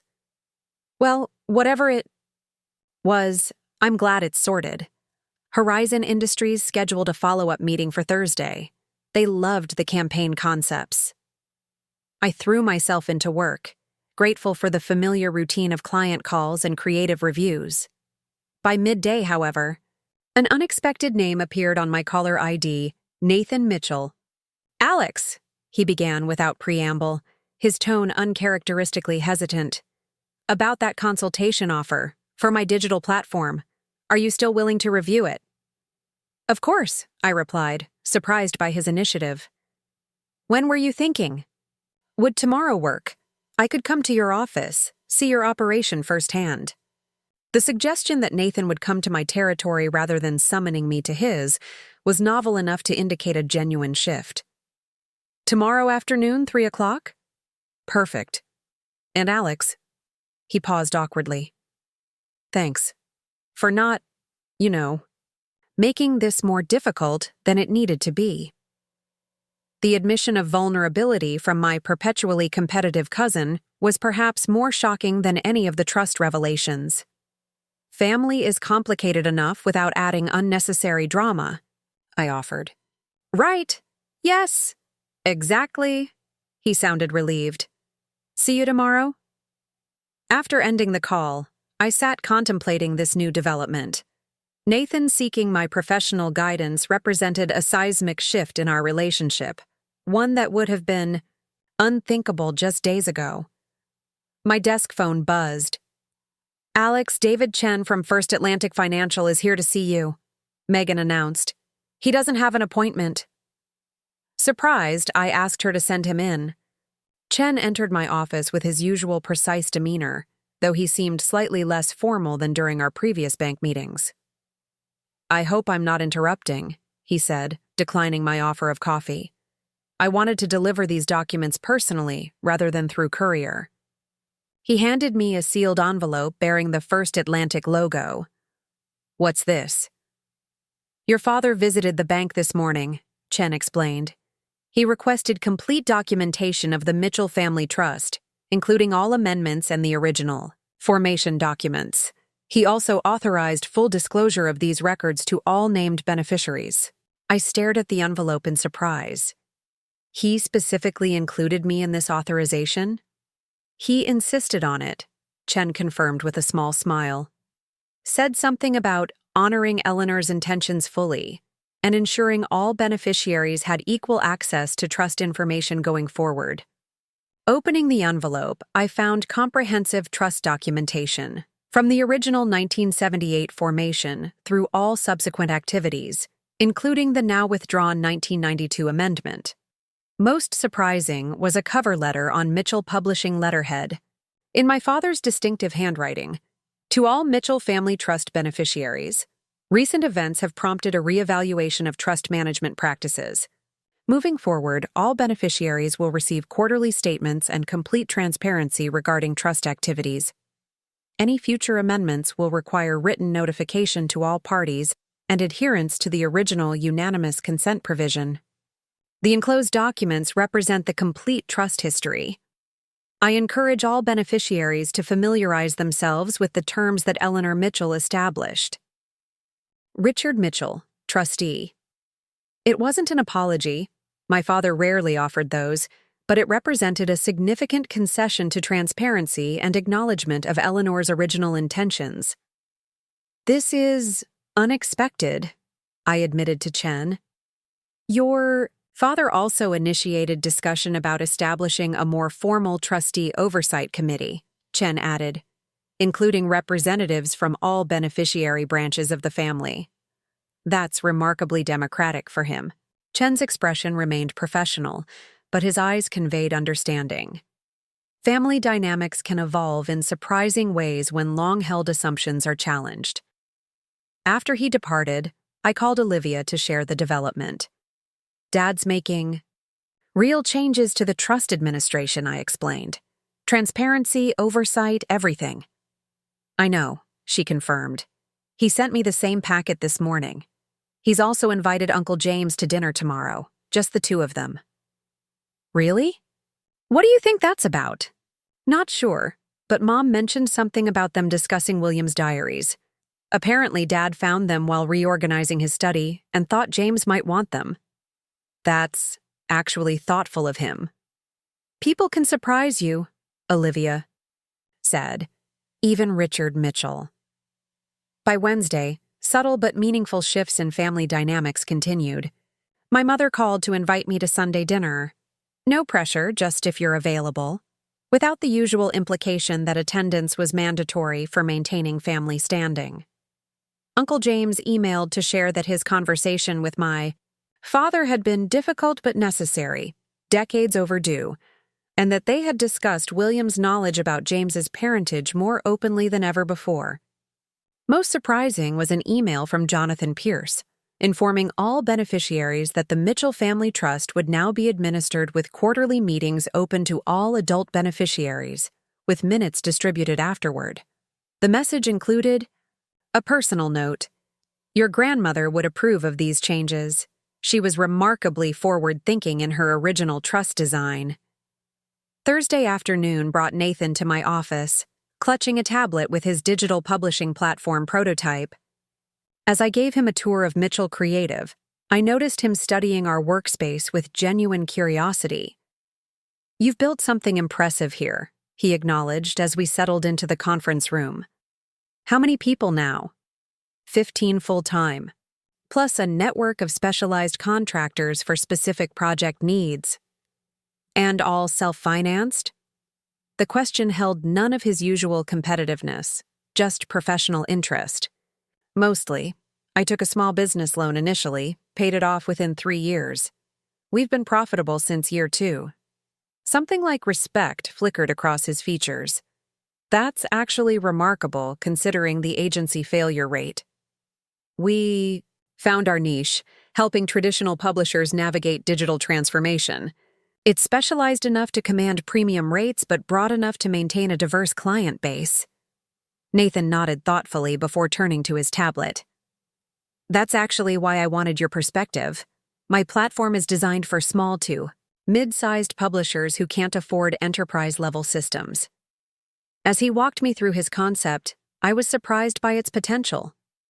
The core idea, a modular publishing system that could scale with a company's growth, addressed a genuine market need.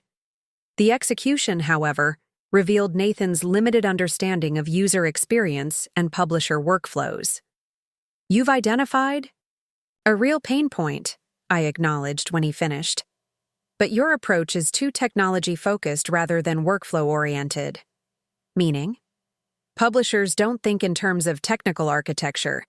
They think in terms of manuscripts, editorial, calendars, production schedules. Your interface needs to speak their language, not force them to learn yours. For the next 2 hours, we dissected his prototype, identifying strengths and weaknesses. To my surprise, Nathan took notes diligently, occasionally defending his choices, but mostly absorbing the feedback with uncharacteristic humility. This is actually incredibly helpful, he admitted as we wrapped up. Would you consider a more formal consultation arrangement? Paid, of course. I'd need to check potential client conflicts, but provisionally, yes. He hesitated, then added, Uncle Richard mentioned you might present some digital transformation options for Mitchell Publishing as well. I kept my expression neutral despite my surprise. He mentioned something similar. I'd be happy to prepare some initial thoughts. Just so you know, Nathan said carefully, I encouraged him to explore it. Your agency's track record speaks for itself. The admission that Nathan had actually advocated for my involvement represented perhaps the most significant shift yet in our relationship. I appreciate that. As he was leaving, Nathan paused at the door. This whole trust situation, it made me realize some things. About competition and family and, he shrugged, uncomfortable with the emotional territory. Anyway, I'm glad it worked out the way Grandma intended. Me too, I replied simply. The following week brought another unexpected development. David Chen called to schedule a meeting at First Atlantic, explaining that some additional historical documents related to the Mitchell Trust had been located in their archives. Nothing that affects the current structure, he assured me, but items of potential family interest that Eleanor Mitchell specifically designated to be shared with her grandchildren after certain conditions were met. What conditions? Resolution of any disputes regarding beneficiary status, Chen explained. With the withdrawal of the amendment proposal, those conditions have now been satisfied. Curious, I arranged to meet him the following afternoon. When I arrived at First Atlantic's imposing headquarters, Chen led me not to our usual conference room, but to a private viewing room typically reserved for clients examining valuable documents or accessing safe deposit contents. These materials were sealed with instructions that they be shared with Eleanor Mitchell's grandchildren only after any challenges to their beneficiary status were resolved, Chen explained, placing an archival box on the table. With the recent trust developments, my supervisor authorized their release. The box contained several items: a leather-bound journal with Eleanor's monogram, a small collection of photographs, and a sealed envelope addressed simply, "For my grandchildren." Would you prefer privacy to examine these? Chen offered. Yes, thank you. After he departed, I carefully opened the envelope first, finding a letter dated just weeks before Eleanor's death. My dear grandchildren, if you are reading this, it means one of you has faced challenge to your rightful place in the family trust, and that challenge has been resolved in accordance with my original intentions. I am sorry you had to experience such difficulty, but perhaps it has led to greater understanding of our family's complex history. The journal enclosed contains my personal account of the years 1942-1948, my time with James Harrington, and the circumstances that led to my marriage to William Mitchell. I have never shared these memories during my lifetime to protect people. I loved deeply, but I believe you deserve to know the full truth of your heritage. The photographs include rare images of James Harrington that have never been publicly displayed. You may notice certain familiar features that persist through generations, nature's way of preserving connections even when society demanded they remain hidden. I established the Mitchell Family Trust with funds from James Harrington's estate, for a specific purpose, to ensure that all my descendants would have the freedom to choose their own paths without financial coercion. James and I were denied the freedom to follow our hearts due to social conventions and family expectations. I determined that future generations would not face similar constraints. Whatever divisions or difficulties prompted this letter's release, I hope you can now move forward with greater understanding and respect for each individual's right to define their own journey while remaining connected to their family roots. With eternal love, Eleanor Campbell Mitchell. With reverent care, I opened the journal, finding page after page of Eleanor's elegant handwriting documenting a love story I'd never imagined. She had been introduced to James Harrington at a charity function where she was volunteering, a chance meeting that altered both their lives. Despite their age difference and social distinctions, they developed first a friendship, then a deep intellectual connection, and finally, a love affair conducted, largely in private due to the constraints of 1940s Boston society. The most poignant entries detailed the discovery of her pregnancy in late 1947 and the agonizing decisions that followed. Harrington, divorced and considerably older, proposed marriage despite the scandal it would cause. Eleanor, concerned about the impact on his business standing and her family's reputation, declined. Instead, she accepted William Mitchell's proposal, a young publisher who had been courting her casually and who, upon learning of her condition, offered marriage without judgment. "William knows the child is not his," she wrote. "He says it doesn't matter, that he will love this baby as his own. His generosity of spirit humbles me, though my heart remains with James. Perhaps this is my penance for loving unwisely, yet too well, to build a life with a good man I respect but do not love passionately, while carrying the child of the man I cannot have." Later entries revealed that James Harrington maintained discreet contact over the years, following young James's academic achievements from afar. While he never interfered in the Mitchell family, he clearly never forgot Eleanor or their child. The final journal entry from December 1947 was heartbreaking in its simplicity. "Said goodbye to James today. He held me one last time and promised that someday, somehow, he would ensure our child's future. I believe him. He has never broken a promise to me. William awaits with patience and kindness. I will be a good wife to him and mother to all his children, including the one who carries another man's blood, but will bear the Mitchell name. May God forgive the necessary deceptions that will shape our lives from this day forward." The photographs were equally revealing. Eleanor and Harrington in private moments, his resemblance to Uncle James unmistakable once you knew to look for it. One image showed Harrington standing proudly near a university where young James was, apparently attending an academic event, watching from a distance, unable to claim his son publicly, but unwilling to miss witnessing his achievements. I sat back, emotionally drained from this intimate glimpse into my grandmother's hidden life. The Eleanor who emerged from these materials was not the proper publishing wife of family lore, but a complex woman who had made difficult choices in an era that offered few options to women in her situation.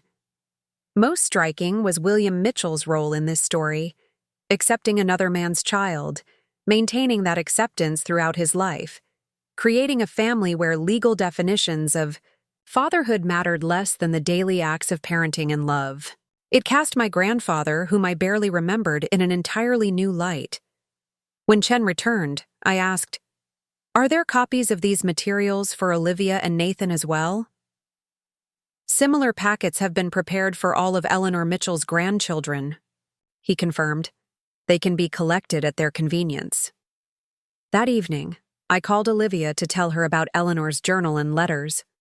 She listened in silence, occasionally asking clarifying questions, but mostly absorbing this new perspective on our grandmother's life. "It changes everything, doesn't it?" she finally said.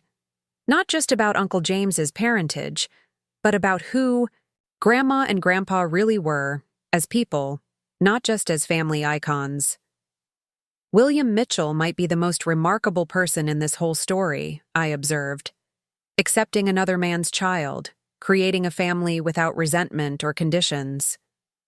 "No wonder Grandma was so determined to protect all descendants equally in the trust," Olivia mused.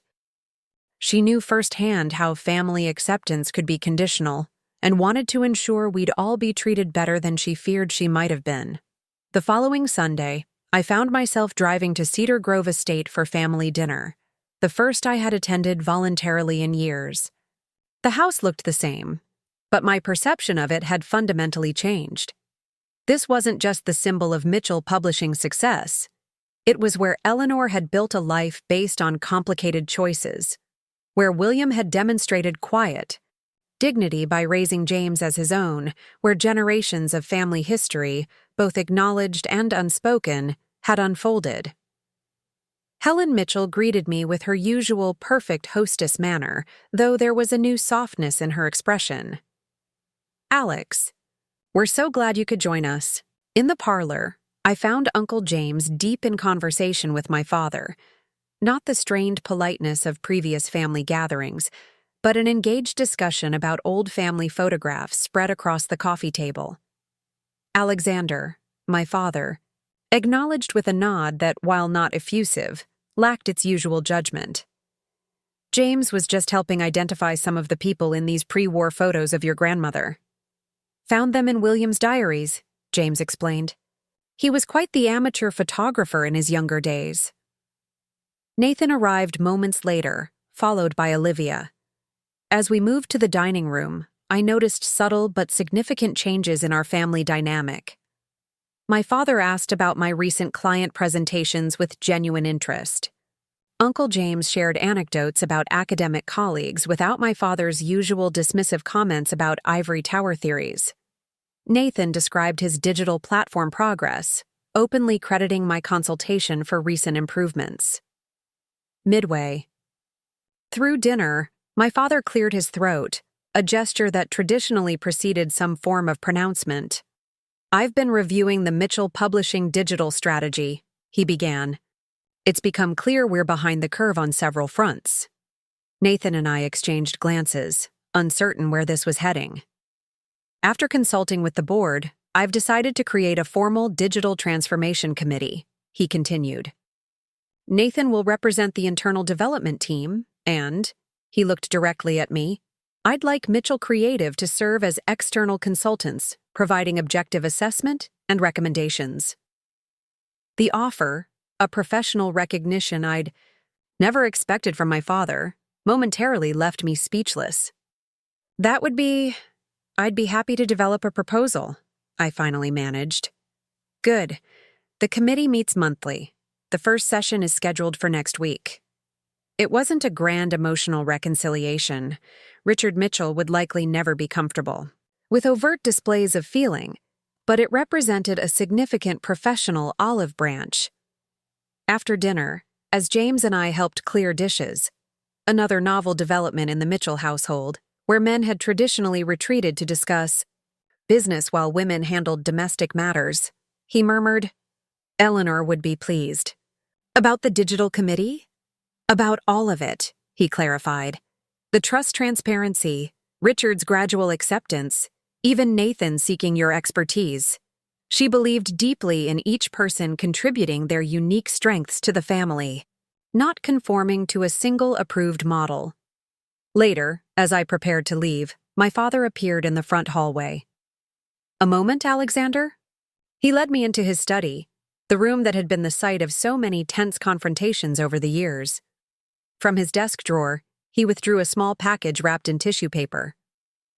"I found this among Eleanor's personal effects," he said, handing it to me. "I believe she would have wanted you to have it." Unwrapping the tissue revealed a beautifully crafted fountain pen with a subtle Art Deco design. "It belonged to James Harrington," my father explained quietly. "He used it to sign all important documents. Eleanor kept it after his death. One of the few personal items she retained from their relationship." The significance of my father giving me this particular item, acknowledging not just Eleanor's hidden past, but the legitimacy of Harrington's place in our family history, was profound. "Why me?" I asked. "Why not Uncle James?"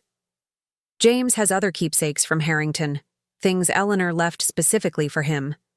This," he gestured to the pen, she designated for the grandchild who forges their own path. Given recent events, that seems appropriately you. I examined the pen carefully, noticing elegant initials engraved on the gold band, J.H. Thank you, I said simply. This means a lot.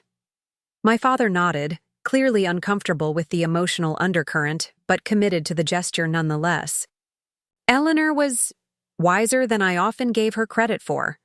Her provisions for the trust protected family bonds I might have damaged permanently through my inflexibility. Coming from Richard Mitchell, this oblique acknowledgement of error was equivalent to a lengthy apology from anyone else. We all have our blind spots, I offered. Family dynamics tend to amplify them. A hint of a smile touched his lips. Indeed. Well, the Digital Transformation Committee meets Tuesday at 10. I look forward to your professional contribution. As I drove away from Cedar Grove that evening, the weight of Harrington's pen in my pocket served as a tangible reminder of how the past shapes present relationships in ways both visible and hidden. Eleanor's secret love, William's quiet acceptance, James Harrington's distant devotion to a son he could never publicly claim. All these threads had woven together to create the complex tapestry of the Mitchell family.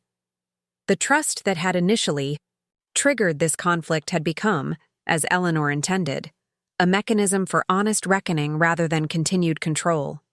By protecting all beneficiaries equally, she had created circumstances that eventually forced the family to confront long-buried truths and, in doing so, forge healthier connections based on authentic understanding rather than curated narratives.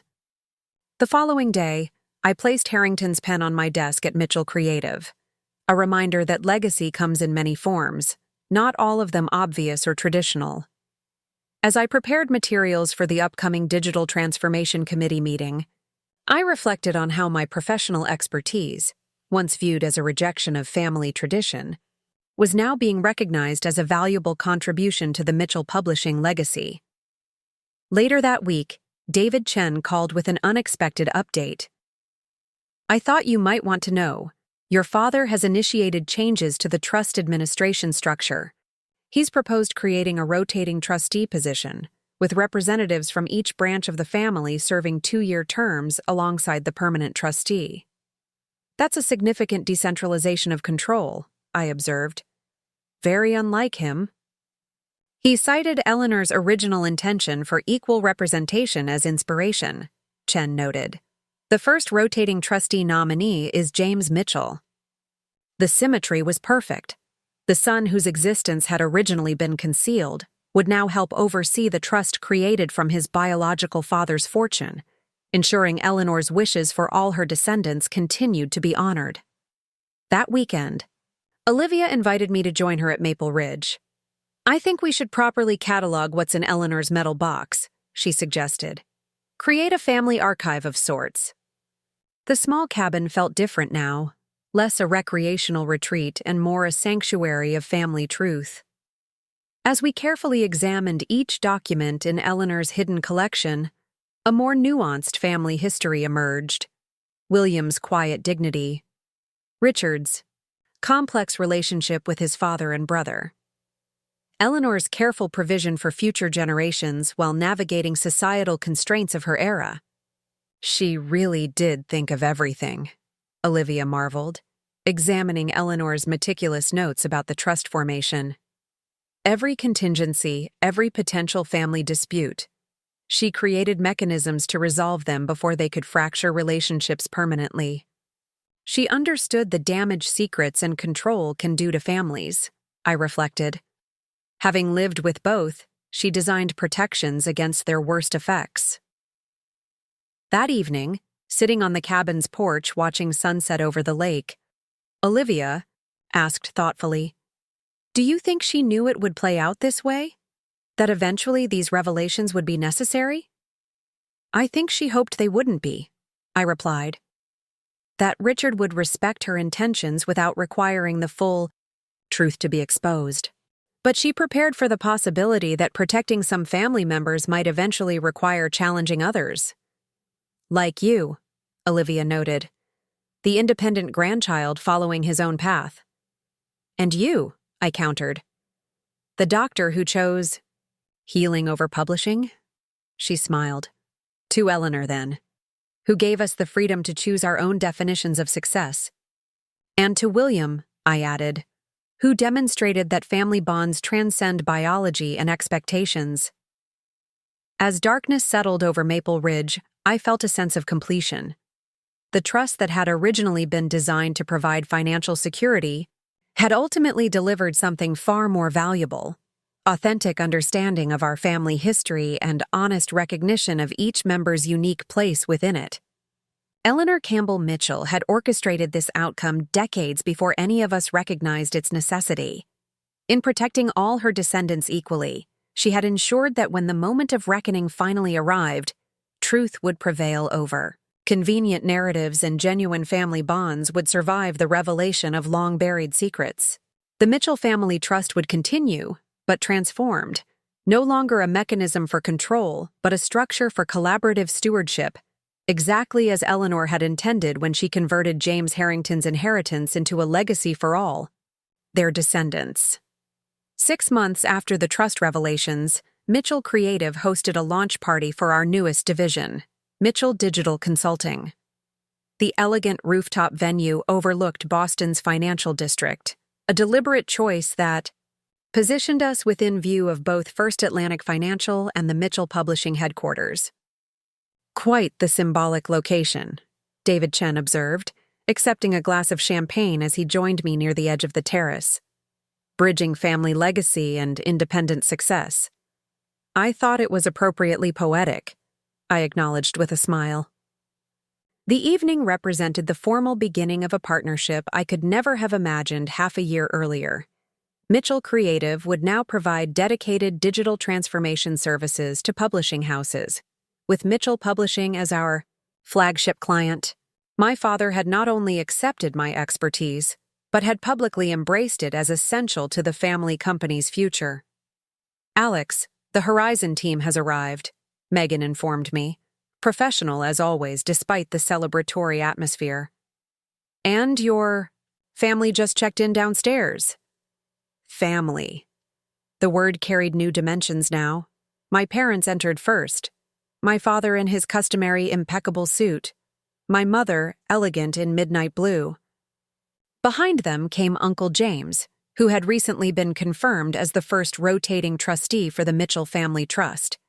Olivia arrived with her hospital colleague Daniel, whose transition from professional acquaintance to something more personal had been a pleasant development in recent months.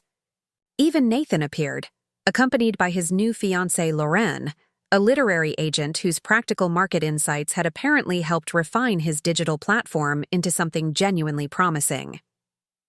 Quite the turnout, my father observed, surveying the crowded space with professional assessment.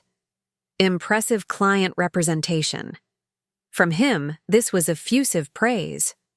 4 major publishing houses, plus their digital directors, I confirmed. The Mitchell digital consulting model is generating significant industry interest. As it should, he acknowledged, surprising me with what seemed like genuine pride. Your understanding of both traditional publishing values and digital necessities is uniquely valuable. We were interrupted by the arrival of Jonathan Pierce, whose formal legal demeanor seemed somewhat at odds with the celebration. Alex, Richard, congratulations on this new venture, he offered. An innovative approach to preserving publishing traditions while embracing technological evolution. The Mitchell way, my father responded with unexpected magnanimity. Adapting, while honoring core values. Pierce nodded appreciatively before lowering his voice. The Trust quarterly meeting is scheduled for next week. The new transparency protocols have been fully implemented. All beneficiaries will receive comprehensive documentation in advance. Excellent, my father replied, with none of the resistance such diminished control would have previously triggered. As Pierce moved away to greet other guests, my father turned back to me. Eleanor would have approved of all this, he said quietly. The collaboration, the innovation, the family unity despite our different approaches.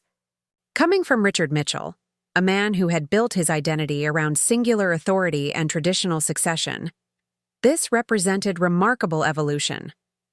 I think she orchestrated it, I suggested. In her own way, decades ago. A hint of a smile touched his features. Quite possibly. She always did think several moves ahead. The evening progressed with the seamless networking and strategic connections that define successful business events, but with an underlying current of something more meaningful. This wasn't just the launch of a new business division. It was the public manifestation of a transformed family dynamic. Uncle James found me later near the bar, looking more relaxed than I'd ever seen him at family functions. Quite a journey from that email about the trust amendment, he observed. Sometimes destruction is necessary for reconstruction, I replied, though I would have preferred a less dramatic catalyst. He laughed softly. Eleanor might say the same, about her own life choices. The painful separation from Harrington ultimately created the conditions for all of this. The trust, the provisions protecting individual choices, even the business opportunities now emerging from our reconciliation.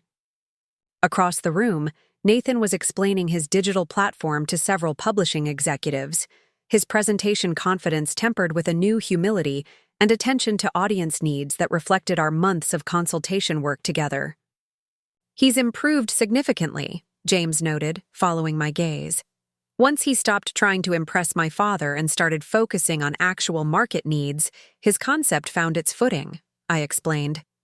He's quite knowledgeable about publishing workflows when he's not busy positioning himself as the true Mitchell heir. Legacy takes many forms, James observed thoughtfully. William understood that when he raised me as his son despite knowing I wasn't his biological child. Eleanor understood it when she protected all her descendants equally in the trust.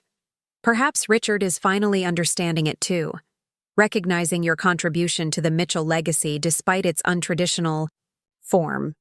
The formal presentation portion of the evening arrived, and I found myself at the podium introducing Mitchell Digital Consulting to the assembled industry leaders. As I outlined our vision for helping traditional publishing houses navigate digital transformation while preserving their core editorial values, I noticed my father nodding with genuine agreement. The publishing industry stands at a crossroads, I concluded. But with thoughtful integration of tradition and innovation, we can preserve what matters most, the cultivation and distribution of ideas, while embracing new methods of reaching readers.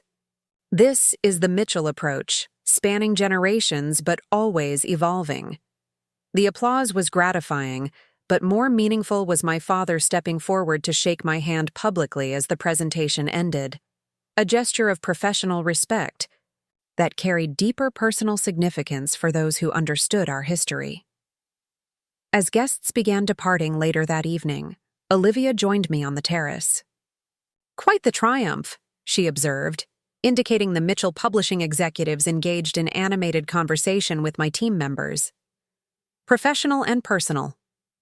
"A good beginning," I agreed. "Though I suspect maintaining this balanced relationship will require ongoing effort from everyone involved. Family always does," she noted wisely.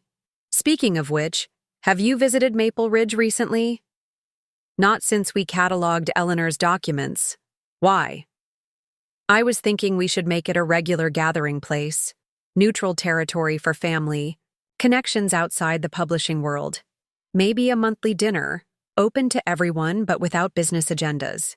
The suggestion represented exactly the kind of balanced approach Eleanor might have advocated, honoring family bonds while preserving individual boundaries. "I think that's an excellent idea."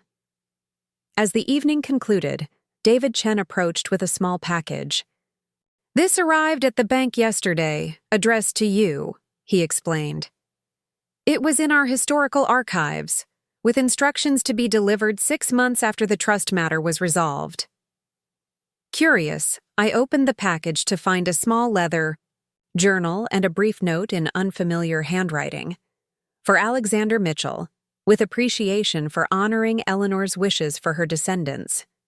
Your grandmother was the most remarkable woman I ever knew, and would be proud of your independent spirit. James Harrington entrusted these additional journals to Somerset Trust with instructions for them to be preserved until needed. Eleanor never knew he kept these records of their time together. May they provide further understanding of your family's true heritage. Martha Pearson, daughter of Marcus Pearson, Trust Manager, 1970-1985, Somerset Trust. Another piece of the puzzle, I murmured, carefully examining the journal. Family histories are rarely as straightforward as they appear, Chen observed. Each generation reinterprets the past according to their present needs. And sometimes the past reaches forward to correct those interpretations, I added, thinking of Eleanor's meticulous arrangements to protect her descendants' freedom of choice. The following Sunday, I brought Harrington's journal to the first of Olivia's proposed family gatherings at Maple Ridge. The small cabin felt warmer somehow with the presence of multiple generations. My parents, Uncle James, Nathan and Lauren, Olivia and Daniel, even Samantha Torres, whose professional intervention had evolved into genuine friendship. After dinner, as we gathered in the main room with its stone fireplace, the same one that had concealed Eleanor's critical documents, I shared Martha Pearson's note and the newly discovered journal.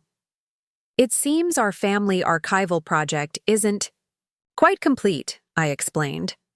Uncle James accepted the journal with visible emotion. Harrington's personal account, he said softly, examining the handwriting, after all these years. As he began reading selected passages aloud, a more complete picture emerged of the man whose love for Eleanor had ultimately funded the Mitchell family trust. His intelligence, his integrity, his anguish at their necessary separation, his pride in watching his son's academic achievements from afar, all recorded in precise, thoughtful prose that revealed character traits that had indeed persisted through generations. Most touching was his final entry, dated shortly before his death in 1977. I have arranged my affairs to provide for Eleanor and all her descendants, including the son I was never permitted to acknowledge publicly. My fortune will pass to her, with no restrictions save one, that it benefit all her descendants equally, regardless of their chosen paths. This is my final gift to her, and to the child we shared, freedom from the same societal constraints that kept us apart. Perhaps in future generations, Mitchell descendants will forge their own ways without judgment or conditional acceptance. That would be the finest legacy I could hope for, far more meaningful than shipping companies or financial assets. When James finished reading, a thoughtful silence filled the cabin. My father, who had listened without comment, finally spoke. He was a man of principle, he acknowledged quietly. As was William, accepting another man's child without reservation. I've spent decades focused on the Mitchell publishing legacy while overlooking the more important legacy of character they both demonstrated. It was perhaps the most honest self-reflection I'd ever heard from my father, an admission that transcended business concerns to touch on deeper values. The Mitchell legacy isn't just publishing, I suggested. It's integrity in difficult circumstances. William showed it by raising James as his own. Eleanor showed it by protecting all her descendants equally. And you've shown it, Dad, by accepting hard truths and adapting your perspective. My father nodded, visibly moved despite his customary emotional reserve. Perhaps that's the most valuable inheritance, not trust funds or publishing houses, but the capacity to recognize what truly matters beyond conventional expectations. As the evening continued, conversations flowed more naturally than at any previous family gathering I could remember. Nathan discussed his digital platform without competitive posturing. Olivia shared hospital stories that my father listened to with genuine interest, rather than comparing to publishing achievements. Uncle James spoke openly about academic research he was conducting on family businesses across generations, with my father offering relevant publishing case studies rather than dismissing academic theory. Later, As we gathered on the porch overlooking the moonlit lake, Uncle James placed Harrington's journal carefully back in its protective covering. "Family history is never quite what it seems on the surface," he observed. "Each generation views it through their own lens, emphasizing certain elements while minimizing others." "The Mitchell family narrative certainly got complicated," Nathan acknowledged with unexpected self-awareness. "I spent years trying to be the true Mitchell heir, without understanding what that actually meant beyond the publishing connection." Eleanor understood, I reflected. She created structures to protect individual choices while maintaining family connections. The trust wasn't just about financial security. It was about preserving each person's freedom to define their own success while remaining part of the larger family story. As the gathering eventually dispersed, my father lingered behind, examining the stone fireplace where Eleanor had hidden her most important documents. "She always did love this place," he said quietly. "Said it was where she felt most authentically herself. Away from expectations and prescribed roles," I suggested. He nodded thoughtfully. "I spent decades trying to control the Mitchell narrative. Who belonged, who didn't, what constituted acceptable participation in the family legacy. I never realized Eleanor had created a much more enduring legacy through her trust provisions. A legacy of freedom with connection," I offered. "Supporting each person's individual journey while maintaining family bonds." "Precisely." He turned to face me directly. "Your agency's work with Mitchell Publishing? It's good work, Alexander. Innovative but respectful of core values. Different from what I envisioned for you, but valuable in its own right." From Richard Mitchell, this represented extraordinary recognition, acknowledgement that contribution to family legacy could take forms he hadn't anticipated or controlled. "Thank you," I said simply. "That means a lot." As we locked up the cabin and prepared to leave, I noticed Eleanor's wind chimes moving gently in the evening breeze, another small detail of her presence that had outlasted her physical life. Like her trust provisions and carefully preserved documents, they continued to make their presence felt, subtle but persistent reminders of values that transcended generations. The Mitchell family would continue to evolve, each member contributing their unique perspective to a shared legacy that was richer and more complex than any single narrative could capture. Eleanor had understood this decades ago, creating mechanisms to protect that diversity of contribution even when those entrusted with family leadership temporarily lost sight of its value. In the end, the trust that my parents had tried to remove me from had become the very instrument that restored more authentic family connections, exactly as Eleanor Campbell Mitchell had intended when she converted James Harrington's inheritance into a legacy for all their descendants. Up next, you've got 2 more standout stories right on your screen. If this one hit the mark, you won't want to pass these up. Just click and check them out.